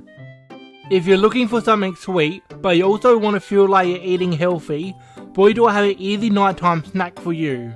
Just grab a knife, celery sticks and peanut butter. You wouldn't think rabbit food and peanut butter would go together, but it's so damn good! Just spread the peanut butter along the celery stick and you got yourself a crunchy, sweet, but wet treat. Delicious. Number 3. Nothing beats a bag of nighttime popcorn, but there's no way you're actually able to pull something like that off, right? The microwave for starters will try screaming the house down, and if that wasn't bad enough, each pop of the popcorn is loud enough to give the old neighbour Vietnam flashbacks. The war's not over! How do we pull this off then? Easy. You bring the microwave into your bedroom. Just don't go dropping it, because that won't be the only thing that gets grounded that night. Then you grab a bathroom towel and plug the gap from underneath your door so the sound of the microwave and popcorn don't leave the room. Now you have nighttime popcorn. Just make sure to put the microwave back before your parents wake up or you'll have some uncomfortable explaining to do. I swear it's not what it looks like. Number 4. Tins of cold spaghetti and toast always hit the spot. Bring the toaster into your room just like the microwave and enjoy a delicious cold spaghetti and toast snack. The spaghetti is cold, which gives a unique taste bud experience when mixed with the crunchy warm toast.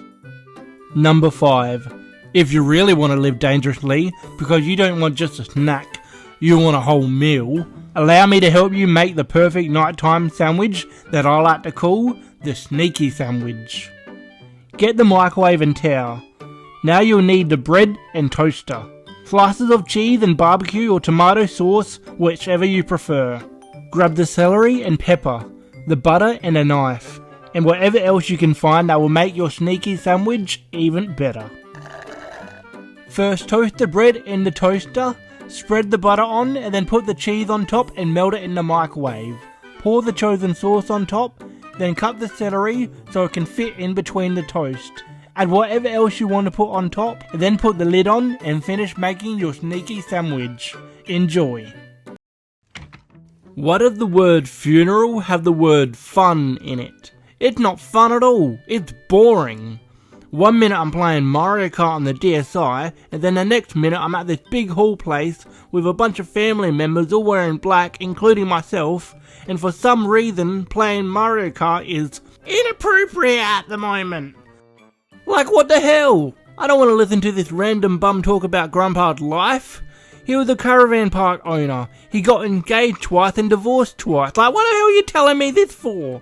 I already know it. If anything, I should be telling you, random guy standing up there giving speeches. How do you know so much about Grandpa? Where the hell is Grandpa anyways? You would think he would be here enjoying hearing lovely things being said about him. He's always been a bit full of himself. Well, it turns out it's actually a funeral and Grandpa is in a better place now. If they're talking about heaven or something, I think they're greatly mistaken. Dude cheated on his wife more than he did when playing poker with his buddies during guys' night. In fact, he would use me to cheat too. He trained me to cough and stick my tongue out whenever I see his friends holding certain cards. Well, it sucks that he's gone now regardless, because he's always been the best gift giver at Christmas time. Dude was loaded. Now he's gonna get me the video game Mum refuses to buy me. I'm so unlucky. I don't get why funerals gotta be so boring. Yeah, that's nice, my grandpa just died, and instead of doing something to cheer me up a bit, let's just put everyone together in depressing clothing, early in the morning and even on a Saturday, wasting my valuable day off from school, just to be cramped in a hall to cry our eyes out. Hey guys, guess what? I have a Discord now. Okay, back to video.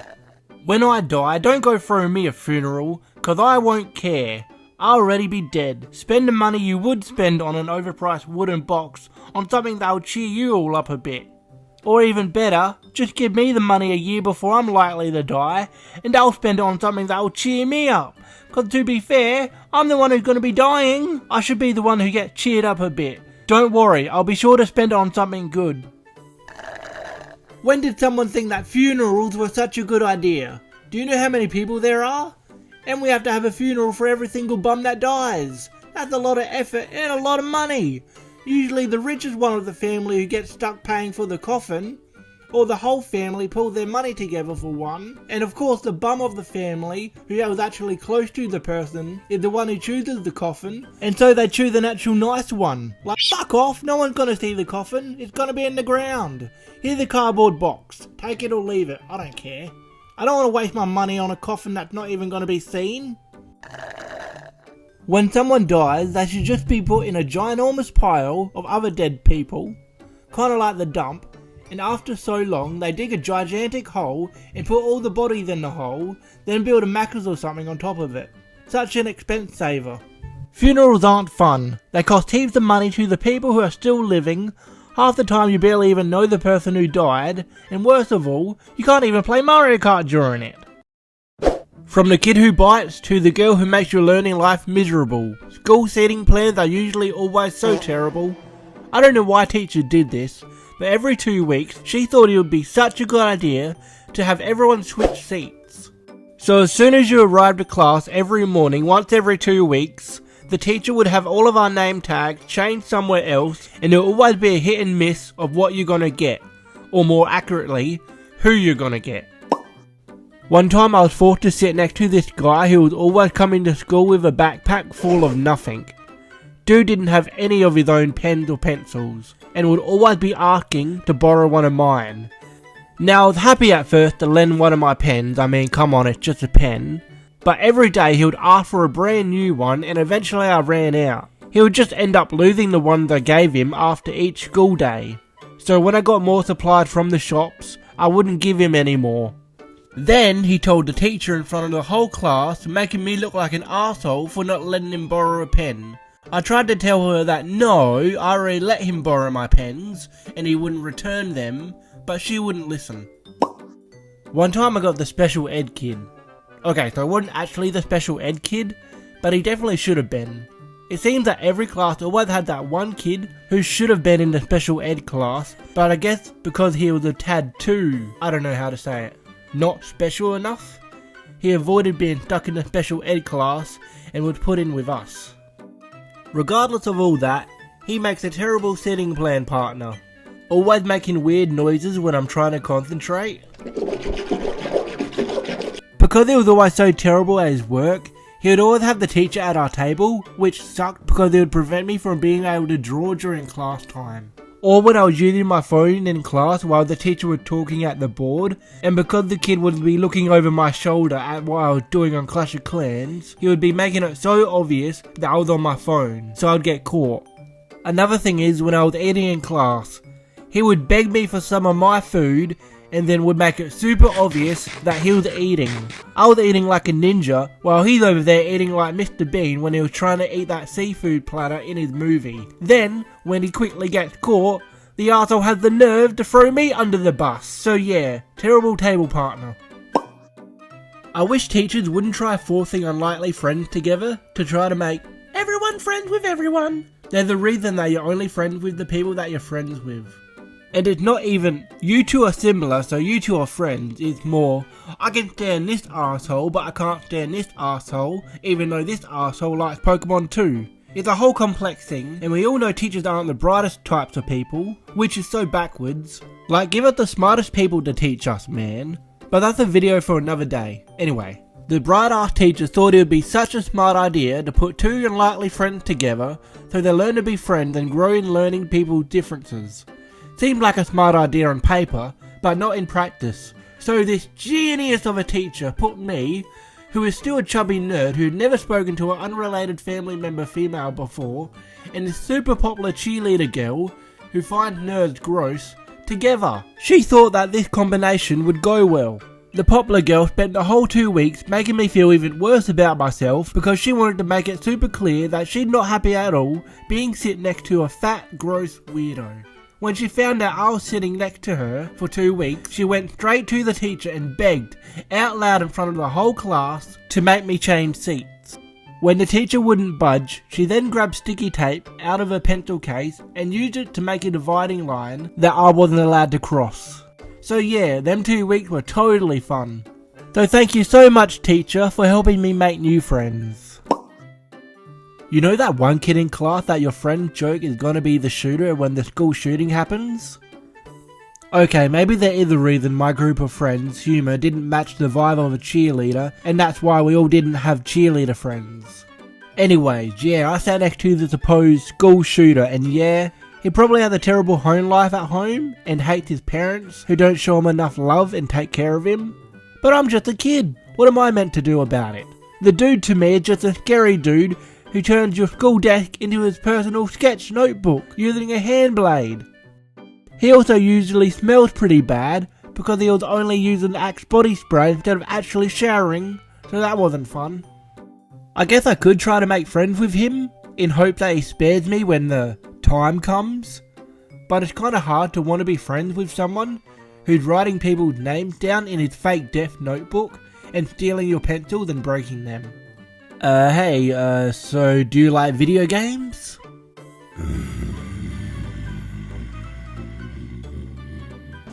Alrighty then. I guess one good thing about having the scary guy next to me is that the teacher tried to avoid eye contact at our table to avoid getting a chair thrown across the classroom or something. So that way I could just draw in peace. Cool art. Thank you. You like mine? The one time you actually get to sit next to one of your friends is always a good moment. That is until the teacher says, "I know you two are friends, and if I catch you two talking in class, I'll not hesitate but to move one of you." Now you're stuck trying to live the best 2 weeks of your class life without having the teacher catch you two. Usually she does though, and then one of you gets put on the spare table, and then you're all left alone. I guess being a teacher can get pretty boring at times. I mean, you're basically teaching the same subject over and over again each year, but with different students. So I guess one way to spice things up a bit is to create your own soap opera by placing the nerd kid next to his crush, and hoping something entertaining comes out of it. I mean, if I was a teacher, that's what I would do. Learn to talk to girls, you nerd! But actually being the kid with a crush is terrible. You always dream of talking to her and her falling in love with you or something, but now you actually gotta be a man and do it, or you'll be seen as that silent, boring dude who sat next to her that one time. But what do you say? Do you like pizza? Yes. Oh wow, awesome. Me too. Awesome. You play netball, right? Yes, it's awesome. Don't mind me, just keep going. Speaking of crushes, when you get partnered up with the weird girl in class, you just know they're in for some trouble. It's not that she's a bad person either, but everyone thinks she's weird, and if you try being nice to her, then people will think you're actually interested in her. She even thinks you're actually interested in her, cause you two are now seat buddies. She automatically thinks that means that you two are gonna start dating, like in one of her Wattpad romance books. Now for 2 weeks, you're just trying to smile and pretend you're oblivious to her hints. I've always wanted to date someone, but no one has ever asked me out. Oh, how I'd love to have a boyfriend. Yeah. That sucks. The messy kid. Boy, he's one of the worst. He'd always have his shit all over the table, his pencils all over the place, even on my side of the desk. He would leave his damn water bottle open, and you're just praying that the fool doesn't knock it over and get your worksheet wet. For some reason, he would sit on his chair on an angle, giving you less room. Miserable worst 2 weeks of my life. The final kid you may sit next to is the super brainy kid, and I'd be damned if I didn't take advantage of the situation. I'd be looking over his shoulder and copying all of his work like it's an addictive drug. I'd also ask the dude for help and stuff, and he would be happy to do so, because he's desperately wanting some friends. So you know what, screw it. I'll make him one of my friends, and he would be added to the friendship group. And that's how I met my friend Harry. This whole seating plan nonsense needs to stop. How am I meant to concentrate on my learning when every 2 weeks, my whole time in the classroom shifts to be completely different from the previous week? One moment I'm trying to avoid being bitten by the special kid, and then the next minute I'm sitting next to the classroom whore, and now I really can't concentrate. Subscribe or the puppy gets it. Oops, too late. Sometimes I wonder just how bright teachers actually are. They're supposed to be the ones that we learn from, but then they show how incompetent they are when they think doing these strange anti-bullying activities will somehow stop a single person from being a bully. Basically what they did was get us each to draw on a piece of paper for half an hour. Fine with me, right? I'd rather be drawing than, like, legit anything else. Then, plot twist, they make us crunch up our drawings into balls. Lots of people were pretty upset by this, including me. I wanted to draw something great, so I used all my artistic skills into the drawing and created one of the best drawings I've ever done in my lifetime. If only I knew what my drawing's fate would have been. Anyways, once all the kids have been traumatized over having to destroy their precious drawings, the teacher tells us to unfold it back so it's back to normal, right? I tried my best, I really did, but there was no way I would get them creases out. It was destroyed for good. The teacher announces that that was the point. The drawing is a representation of a person who gets bullied. Once you bully someone, they can never ever be the same again, so don't be a bully. Oh, come on. Did you really have to make me destroy my drawing for such a stupid metaphor? The metaphor on the surface sounds neat, but no. First off, I like my drawing. If I was a bully, I wouldn't bully my drawing. I'd only bully someone I didn't like. So why would I care if that person isn't the same after I bullied them? Secondly, if you think this metaphor was meant to change the mind of bullies, then you're greatly mistaken. Regardless if their hearts are in the right place, the teachers were targeting bullying completely wrong. You can't just tell the bully that bullying is wrong and they won't do it again. That's not how people work. You can't just go up to a carjacking and tell them, stealing is wrong, and they'll be like, oh yeah, I'm sorry about that, I won't do it again. Like, yeah, they know that. Instead of telling bullies that bullying isn't nice, we should instead focus on the bullied victims. Why? Because most of the time, they were getting bullied for a reason, and sometimes them reasons were understandable. Not okay, but understandable. There was this kid named Sam who would get bullied all the time. Why? Because he had the bright idea to go to high school wearing a My Little Pony shirt and a My Little Pony backpack. You can't expect a bullying no way poster to prevent Sam from being bullied. He was a walking target. As nice as Sam is, he should have known better than to wear a My Little Pony shirt to school. There's some shows that I think are kinda cool that are definitely not intended for me, such as Lazy Town, but you'd never catch me walking into school with pink hair and a Spartacus lunchbox, even if I wanted to. I know I'll just get beaten up. So if you want to express your unusual interests, express it at home where it's more safer. If you do come to school in your bluey merch when you're a high schooler, I don't care how, actually it's a show also for grown-ups, it is. You're going to be laughed at. Don't try thinking you're a main character and will break stereotypes and social norms. That's cringe. I feel so bad for the more, let's call them enlightened teachers, because if they saw my video, they would 1000% agree with me. And here's proof.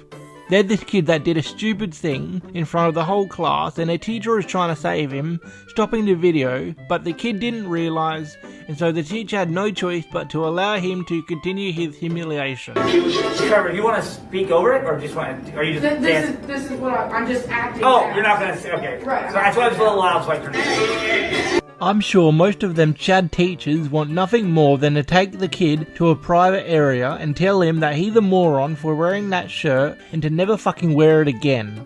The more, let's say, idiotic teachers would be like, he's allowed to express himself! Yeah, well so is Jack. He's expressing that he thinks My Little Pony is for girls and not a 17-year-old boy. So how do we actually solve bullying? Well, we basically start an after-school program for all the furries, all the kids wearing My Little Pony merch, and awkward weirdos, basically the people that get bullied, right? And basically teach them how to not be a target for bullying. It's simple. You don't get bullied for being smart or a nerd. You get bullied for being a weirdo. Just when I thought I finally understood females, graduated from my Understanding Females bachelor degree, a whole new thing has came out that basically puts me back to square one. I thought as long as you're decently attractive, decently tall, and make good money, you're bound to find someone special in your life. Sure, the rules weren't exactly fair for most people, but at least the rules made some sense. Females want someone tall so the man can protect them. Females want a rich man so they can buy them Starbucks and, I don't know, a puppy. And females want an attractive guy so they don't have to fake it. Fake what? But now there's this whole new thing called the female ick list, where there's unlimited amounts of things a male should never do or they'll be considered an ick to a female. Don't worry though, I'm sure the list is totally reasonable. We all know females are the most reasonable people on this planet. I bet the list consists of stuff like, don't cheat on me, don't forget Valentine's Day, don't leave shit marks on the toilet bowl, stuff like that. Very reasonable stuff. Breaking news, turned out one fucking reasonable at all. Mostly not reasonable. Sometimes they are. For example, try to figure out which one of these is not like the other. Number 1, when they can't swim. Boo, you had your whole life to learn. Jump in. We all figure it out. You know what? I can even help you if you're young. I will teach you how to swim. We do 1, 2. It's fine. We will learn. Number 2, when a man is running after the ping pong ball in beer pong. Literally running. I'm like, let that thing fall off the table, run away, run far from you. You wait till it stops and then you go pick it up. I don't want to see you like chasing after it. That's like, ugh. Number 3, when they are rude to service workers. I don't care if this is a retail worker. I don't care if this is at a restaurant. I don't care if this is in the parking lot. Whatever, when someone is doing their job, do not be rude to them. Now let's see, which one is not like the other? Ah yes, don't be rude to service workers. That's an actual bad trait for someone to have. The other two are just stupid. If someone can't swim, there's probably a reasonable explanation for it. Like maybe a loved one drowned and now they're scared of swimming and therefore have never learned to swim. Instead of calling someone an ick, maybe ask them why they can't swim.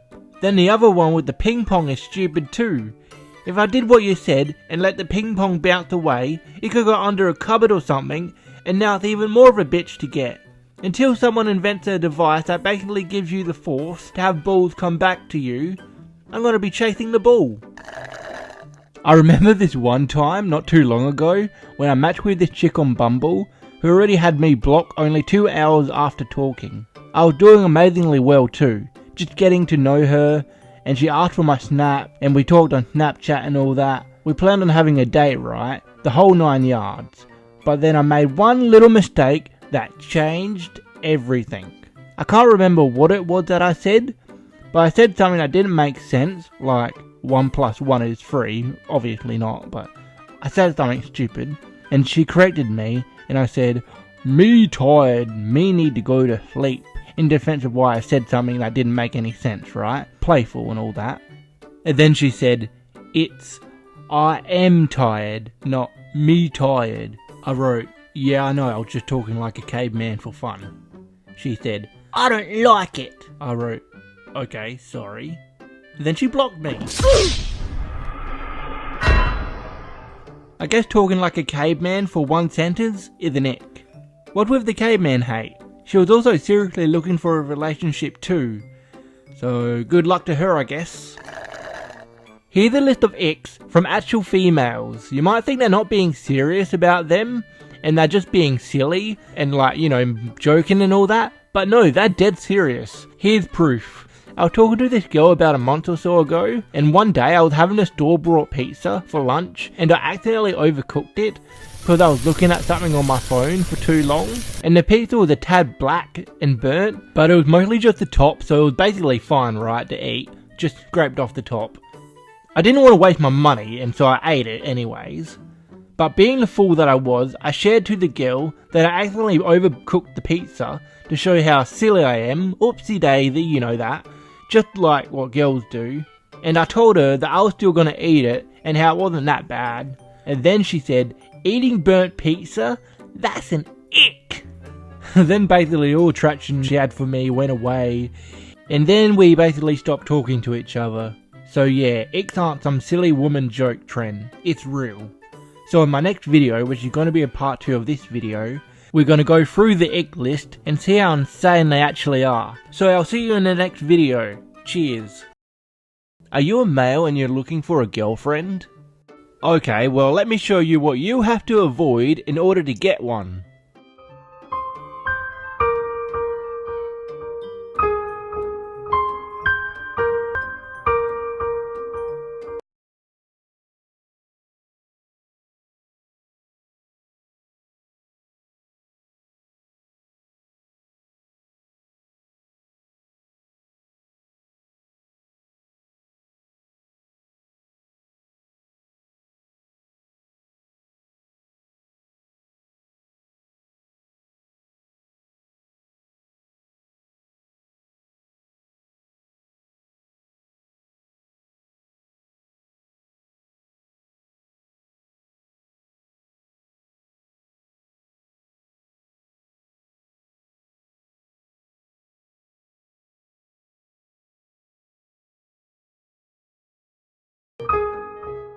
Going to the dentist is probably one of the most annoying things that you have to do. I hate the dentist.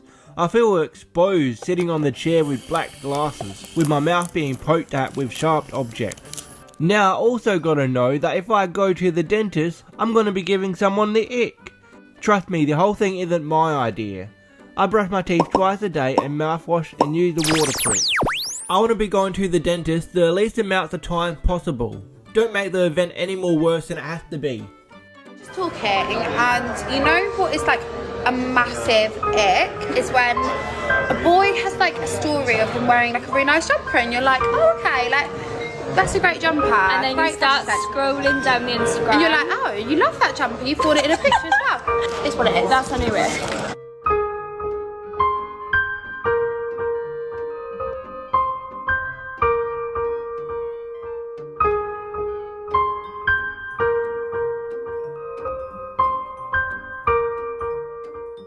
We can't even have a favourite jumper now? That's unfair! Listen ladies, being a girl is so much better when it comes to fashion because you girls have so many different types of clothes that you can just casually wear when it's hot or when it's cold.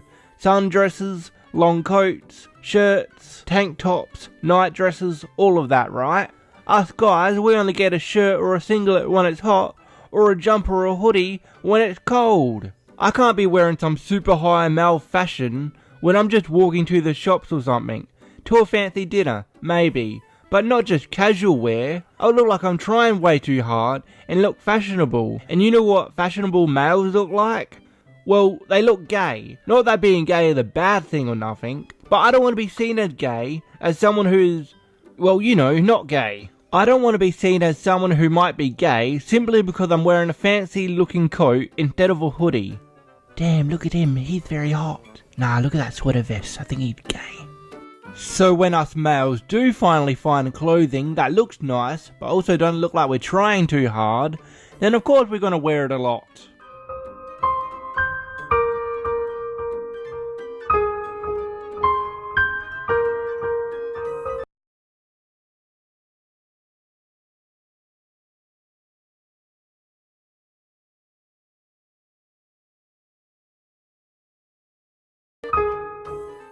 I have no words for this.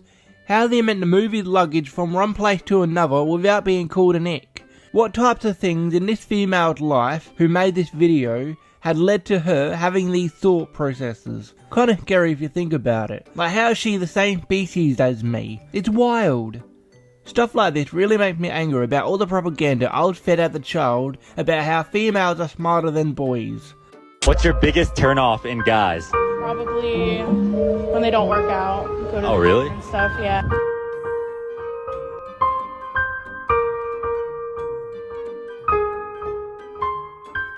Gentlemen, I have an announcement to make. I'm fat phobic and proud. Lots of fat people scare me. Not because if they sat on me I may die, well a little bit, but mostly because most of them are so delusional in their thinking. Did Lady Glitter Sparkle really just say that? That she expects her relationship partner to work out while she's 2 cheeseburgers away from turning them ripped jeans into, well, even more ripped jeans? If they start crying, I do not know how to act. Cause like, grow up, you a man.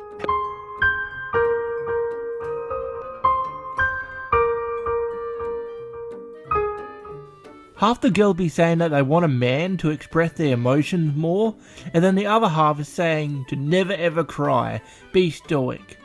Not gonna lie, I think, as a manly man that I am, I think we should try our best not to cry and be as strong as we can. But then again, I understand how hard it is to be a man, and I know that you should be able to cry time to time and show you aren't always 100%. Being a male is hard work. I got a video coming up about how hard it is being a male, and I bet all you guys will relate to it, so hit that subscribe button so you'll be able to watch it when it comes out.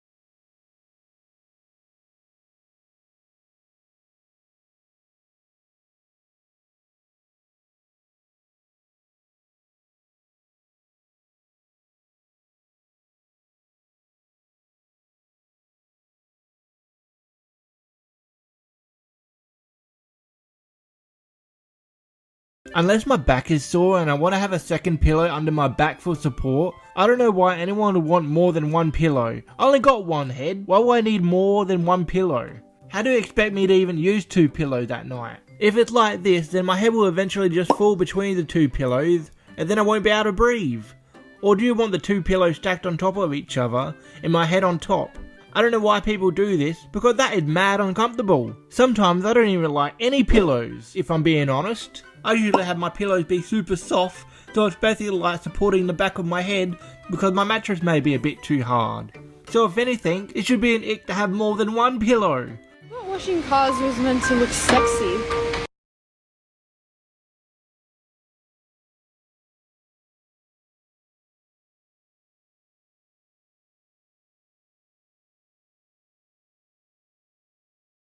Why did cleaning a car have to look sexy? The only time cleaning a car is sexy when it's bikini girls in the movies rubbing their bodies all over it. I wouldn't even really find that appealing if I'm being honest. Is that even really a thing? I only seen it in the movies and I can't actually see it being done in real life without people bitching about it. Mostly when wives find out why their husbands get their car washed twice a day. But okay, the girl with this ick. Tell me how I can make washing a car more sexy. Do you want me to take my shirt off and rub my abs all over it, pervert? What is the biggest ick for a guy? When he has a birthday. When he has a birthday. Yes, if he celebrates his birthday.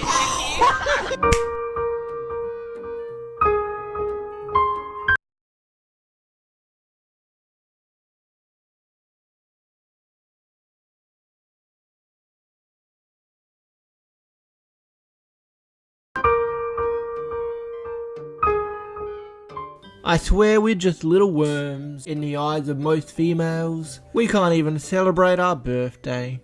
Girls are always celebrating their birthdays, always wanting a damn party every single year. How does one have the energy for that? I've had like 2 or 3 birthday parties and that's it. Mostly because I don't like parties, but still. You know what? On my birthday next year, we're gonna celebrate it. I don't know how yet, but on this channel, I'll make a special birthday video and you're all invited. Well, I think we've all learned a lesson here today, haven't we? Gay guys are lucky as Imagine one day you're just chilling at school and then suddenly one of your friends pulls out his phone and shows you your own mum's OnlyFans. I'd probably kill myself after that. In fact, that's exactly what happened to a kid. His mother did OnlyFans and guess what? The kid got bullied and ended his own life. Damn, terrible mothers and fathers have become so mainstream nowadays that it's actually kind of horrific. Like, there's so many iPad kids out there that it's actually crazy. They be learning how to operate a damn phone before they can even count to 10. I'm not saying I didn't have my own thing to play on constantly. I had a Nintendo DSi, but my mother and father would actually tell me to put it down once in a while, and I would actually listen. Like if I was at a funeral or at a restaurant or something, then I wouldn't use my DSi. Now we see kids with iPads watching YouTube while they're in the shops. Like, how can you watch YouTube and see where you're going at the same time? They'll be eating their chicken nuggets at the restaurant and their whole iPad is in front of them playing like Skibbity Toilet or some digital circuit video out loud. Like, what are you thinking, woman of that child? Firstly, your child is eating, so he shouldn't really be on the iPad right now anyways. But now you just go and let your kid blast their shitty videos out loud in a public space where people are trying to chill and eat. If you're going to be too lazy of a mother and just let your kid be addicted to the device, at least buy the kid some kid headphones or something so we don't have to hear that crap. No one in the restaurant wants to hear Baby Shark being played out loud on repeat while they're trying to enjoy their nice meal. It's so damn rude. Speaking of devices and being addicted, why do mothers always get addicted to social media attention? Nowadays, if they get a disabled child, like with autism or something, they'll make a whole Instagram account where they basically make the whole page about their child and how hard it is to be a mother with a kid with autism. They'll take some basic little incident and blow it up in a huge post like the world is ending. Like if the child is at the mall to see Santa and they're next in line but the poor Santa has to go take a 15-minute break, they'll make a big post about how the poor little kid was ignored because he had autism, always making themselves the victim. I call these mums the disabled child Karens. They're like regular Karens, but they expect special treatment and the world to follow their own made up rules. simply because their child is special. How do you think that's going to reflect on the child? The child will grow up thinking the world owes him, and then when people see that, the guy won't make any friends because people will hate him. Like I was saying earlier, there are mothers with actual OnlyFans accounts. Talk about a fun parent career day. I can't stand stuff like OnlyFans. How are guys paying for OnlyFans and then turn around and whine about how they can't get a girlfriend? Like, that's the first step, man. Delete that shit. Anyway, I don't even blame the females for trying to get the bag. I mean, if there's idiots out there who are willing to buy it and you want to make a quick easy cash cow, then go right ahead. But there's always consequences that come with it, especially when you're a mother. My twins, they're 10 years old. Taylor is 1 and Drake is 10. So do you guys know what your mom does for work? Our mom does like social media and TikTok. I wonder why you aren't telling your kids the truth. It's like having a mother who does OnlyFans could be seen as a bad thing. You do realise that once they get older, they'll eventually find out, and I doubt it's going to be over some like family dinner get together or something. Oh, by the way, kids, I do OnlyFans. Gonna be more like,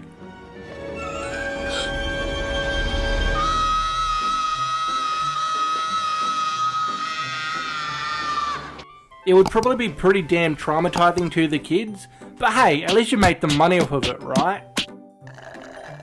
If that wasn't bad enough, sometimes mothers have children just to try to get the man to stay. They'll put a hole in the condom just so that they can hopefully get pregnant by their bed buddy, and hopefully that way he would be committed to her. Not gonna lie, I do not see any logic behind this. It never worked out too well. Now you're left with a kid and a single mother and a father who probably isn't as invested into the child or invested at all. Just because the mother wanted to selfishly trap the man in a committed relationship. Say what you want about single parents raising their children and how effective that is, but I think logically we can all agree that two people who both wanted to raise a child together is an ideal situation. I don't use TikTok, but sometimes TikTok videos get posted on Instagram, and that's where I see shit like this.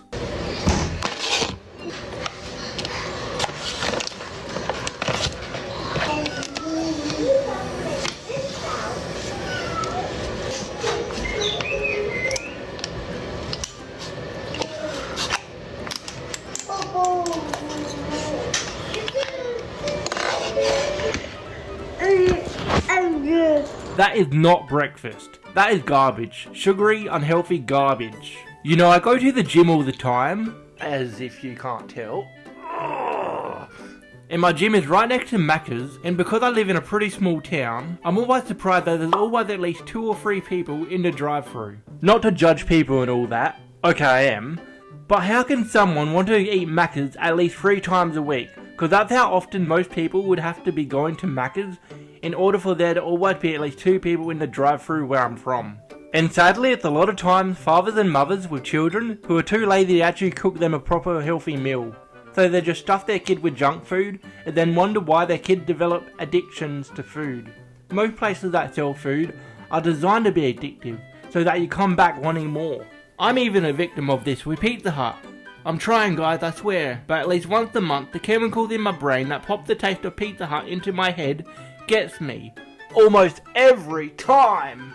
So obviously it's not easy, but if you're gonna be a parent with a kid, please first fight your terrible addictions and become someone who's healthy. Or what's gonna happen is you're gonna give your kid the same addictions as you. Why do you think there's so many fat parents with fat children? Parents who try to live through their kids are the worst. Grew up hating their lives, so they think their child is their second chance at it. Well, I mean, it's competitive. It's a sport. And so moms get, they get into this competition. And if you're going to do it and do it right, if you're going to do it and do it right, I mean, you've got to be willing to be competitive. Like Jesus, whatever happened to just having fun? Taking 5-year-old dancing so damn seriously? If doing splits is so damn easy, then you do it, mother! Yeah, I didn't think so! Nothing, you know what that means? That means you have a good chance of winning $10,000. The child probably doesn't even know what $10,000 is. All she knows is that she didn't get a trophy, and now she's crying. Good going, Mum. I'm gonna use this $500 to go SeaWorld. Yeah, I highly doubt that. Another one is the dad forcing sons to play a sport that they don't even like, just so they can live through their children as well. Listen bub, I know you used to be a star in high school, but it's over now. Your son doesn't want to become some sports star. That was your dream. I thought this was a dream come true for us. It's your dream. You can't force a dream onto someone else, Dad. Yes, I can. I can force a dream on you. Why are you yelling? Because it's a good dream. Man, it's like a 50-50 chance you'll end up with good parents or not nowadays. So, good luck unborn people who are maybe watching this video in the future. These type of females are ruining everything. Everything men love, they just ruin. Am I going to be totally sexist and misogynist in this video? No, of course not. I'm just going to point out a few things that men have liked that are kind of now ruined because of females. Number 1. Movies. Keep your grubby hands off our epic and fun superhero movies, females. We don't need feminism mixed in with our Spider-Man and our Iron Man. We don't come over and invade your female movies, like that one with this chick who goes on holidays and screws a bunch of dudes 30 minutes into the movie, and then most of the time the dudes turn out to be pricks. And then she cries about how the dudes she just met who aren't exactly what she expected them to be. What are you crying for? It's called the consequences of your own actions. I know you're on holiday and you only got a week or so, and then you'll probably never see him again, but you didn't even wait a day! Am I meant to root for you, character, who creates her own problems in the story by making awful decisions and then crying over them? Ugh, whatever. I'm getting off topic. Point is, your female movies are yours, right? Our manly man superhero blockbuster epic fight movies with sexy female superheroes are our movies. Stop trying to take them over. We don't go over to your movies and demand they stop showing rich and ripped billionaire dudes with bridge rope sized penises and instead show you guys actually have emotions and are allowed to cry. That would ruin the movie, I bet. So we expect you to stop coming over to our movies and putting your femaleness into it. Here's the thing, Chris. I'm great at controlling my anger. I do it all the time. When I'm catcalled in the street, when incompetent men explain my own area of expertise to me, I get rating much every day because if I don't, I will get called emotional or difficult or I might just literally get murdered. So I'm an expert at controlling my anger because I do it infinitely more than you. Because it's ruining our movies and TV shows. Okay, number 2. The Barbie movie. I kinda like the Barbie movie. Sure, it had a bunch of annoying men are bad stuff in it. Like, you're seriously telling me that in the real world, a woman can get slapped on the butt in public in the middle of the daytime and not one person is gonna call out that behaviour? Oh yeah, definitely men are like, all evil and stuff. Hashtag kill all men. I dare a YouTuber who's able to do this to recreate all of the see, look how evil men are scenes in the movie in the actual real world and see how people actually react. And show how the Barbie movie is making things look worse than they actually are just to put their message across. Anyways, regardless of some of the stuff in the movie, I still came out liking it. That was until I hopped on social media to see a lot of the brain dead women have basically turned the Barbie movie into a religious bible. They were doing stupid stuff like dumping their boyfriends over a movie. If you're seriously needing a Hollywood movie to tell you that your boyfriend isn't a great person, then there's something seriously wrong with you. Today, I ended my relationship of 2 years. Not only that, right, for about a month or so, when the movie came out, every female online was acting like the movie's message was some inspirational and freeing thing. Like the Barbie movie was the Bible Part 2, and God went to each female on earth himself and personally gave them all a copy each. Like, I'm glad you liked the movie and all, but Jesus, it's not that deep, bruh. Oh whatever, the Barbie movie obsession quickly got replaced by Stanley Cups anyways. Number 3. Tattoos. A few years ago, when I thought of someone who had tattoos, I would think of the most hardest of thugs and criminals, gangbangers and violence, robbers, super jack guys at the gyms with super cool tattoos. Well, what about now? Females with mental health issues and girls who are crazy as fuck. Tell me with a straight face that this girl doesn't have any mental health issues that she uses tattoos to deal with, like a vape user using vaping to quit cigarettes. Then if you see girls with tattoos like these, star signs and shit, you just know that they're crazy and probably watch a lot of brain dead TikToks. Tattoos shouldn't just be silly pictures you put onto your body. It should actually be meaningful. This goes for guys and girls. Tribe would get tattoos for important things like their stories and that, but now any girl can just see some TikTok star getting a butterfly tattoo and bam, off to the tattoo place to get one too. I mean, sure, it's your body, do whatever you want, but man, having tattoos aren't cool no more. Number 4. Gay people. Gay people used to be so cool, man. Wanna know why? Because they're just normal people, regular people like us, who just happen to be gay, right? But now females have gone and turned them into annoying tropes. The gay best friend. I always wanted a gay best friend. I wanted a guy friend who likes cock and who you can talk to about people behind their backs with, and who follows you around wherever you go and tells you how hot you are. Oh my god, Queen, you're so fucking hot. Oh my god, if I weren't gay, if I didn't love cock, I would so fuck you, bitch. Ah!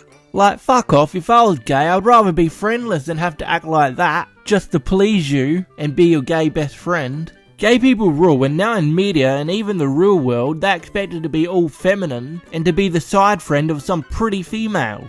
I remember in school there was this gay guy who acted exactly like the TV show gay guys did.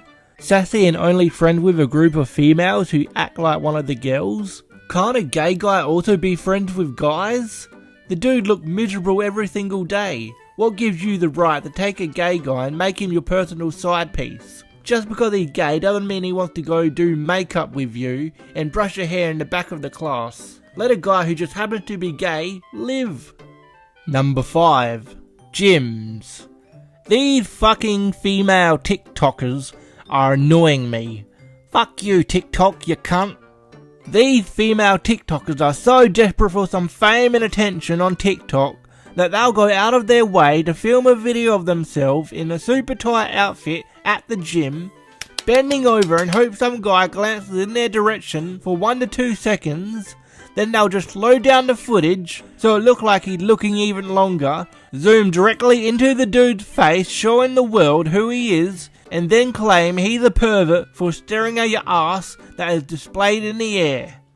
Now whenever I go to the gym, if there's a girl in the gym, I try to avoid moving my head in her direction.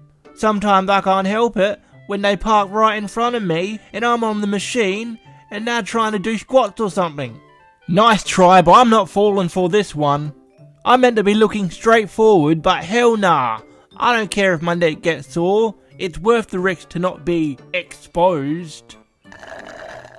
Another thing is the female clothes. Now I'm all for wearing whatever you want, right? Be butt naked for all I care if it's illegal. But at the gym, most girls wear the most tightest outfits imaginable. Like, is the shirt and some baggy pants really that uncomfortable? Do you really have to be wearing the most tightest ass-clenching yoga pants imaginable? If a guy wore yoga pants and people could perfectly see the shape of his ass, it would be a pretty strange sight now, wouldn't it? Like I said, I don't care what people wear at the gym, but if you're going to take the argument of male perv on you while you're at the gym in tight yoga pants, I don't do that, but obviously there are actual guys that do, why make it easier for them by wearing something extremely revealing? Why don't you leave some room for the imagination? Truthfully, I don't really know how to solve this issue. You should be able to wear whatever you want without being perved on. But when you record a TikTok and make claims of guys perving on you when they're clearly not, then that's when I have a problem. If most guys are as evil as you claim, then you shouldn't fake videos of perverts and instead catch actual real perverts. All you're doing when you create these fake videos is saying, you're damned if you do and you're damned if you don't. Also, recording at the gym has to stop. Do you really need to record every single workout? You even get mad when someone walks past the camera. Like, why? You claim it to see how you do with your workout so you can fix your posture and movements, but you're treating it like it's a Hollywood picture and someone ran across the barricaded film set. Firstly, the space in the gym isn't yours. I'll walk wherever the hell I want. I don't care if they're the damn film crew. If I need to walk past your shot, I'ma walk past your shot. Secondly, if your video is just you, to check to see if you're doing your gym stuff correctly, how does a random person walking past for 1.3 seconds affect the use of the video? He's moving so fast that he's basically a blur that rushes quickly across your screen. How is that going to affect your video? Most of the stuff you're recording yourself doing isn't really that complicated. Like this girl here, she's getting praised for not being pissed off that the guy walked past her video and she didn't make a fuss about it. What a low bar we have as a society nowadays. Anyways, why are you even recording yourself using that machine anyways? Like, what reason is there to possibly record yourself using that machine? It's pulling the arms up and down really that hard that you need a video of it to watch back to see if you did it correctly. Most likely this video is scripted to make this random ass fitness coach look like a great person compared to the ones who record themselves and get shitty at the person walking past. If this actually was a true video and you did want to make sure you're doing the machine right, just ask someone to tell you if you're doing the machine right. I mean, I personally wouldn't. You gotta be a total moron to not figure out how this machine works. Nevertheless, ask someone instead of making a video. It saves you heaps of time instead of pulling out and setting up your phone, and it makes the person you ask feel useful. Number 6. Instagram meme pages. Instagram is my favourite social media app, if you don't include YouTube. Anyways, off topic. Instagram is my favourite social media because there's pages dedicated to my favourite thing in the whole wide world. Humour. I love a good laugh. Let's go scroll through some meme pages now. Wait, hold up, what's this? Ugh. Another good Instagram account has fallen. These filthy OnlyFans girls pay meme account owners money so they can promote their OnlyFans on the meme account. What the hell, I went on Instagram to get a laugh, not to get hard. I don't want this. I don't blame the account owners, they're just trying to get the bag right. I can't fault a businessman for being a businessman, but it's still annoying. These females are ruining the only social media that I can tolerate. 1 minute I'm watching a funny racist Karen video, and then the next minute some bimbo's tits and ass are getting jiggled at me. If I wanted to see those things, I'd have gone to a strip club where your mum works. Okay, last one. The last thing females have ruined is my heart. Thanks for watching. I upload whenever the duck I want, which is all the time because I love making these videos for you. Thank you all so much for 8,000 subscribers. You all rock. Many more videos to come about Wimpy Kid. My next video is going to be a banger. I can feel it. Again, thank you all for 8,000 subscribers. When I made this Wimpy Kid channel, I didn't expect it to actually succeed as well as it did. I just wanted to make silly videos and make Wimpy Kid covers, because it's fun to do. But you all must have thought I was special or something, because I've now got thousands of people watching each new video I make. That's almost too much power for me. If I become evil and rule the world, it's all your fault. Thanks again for subscribing. Everyone on this list is amazing.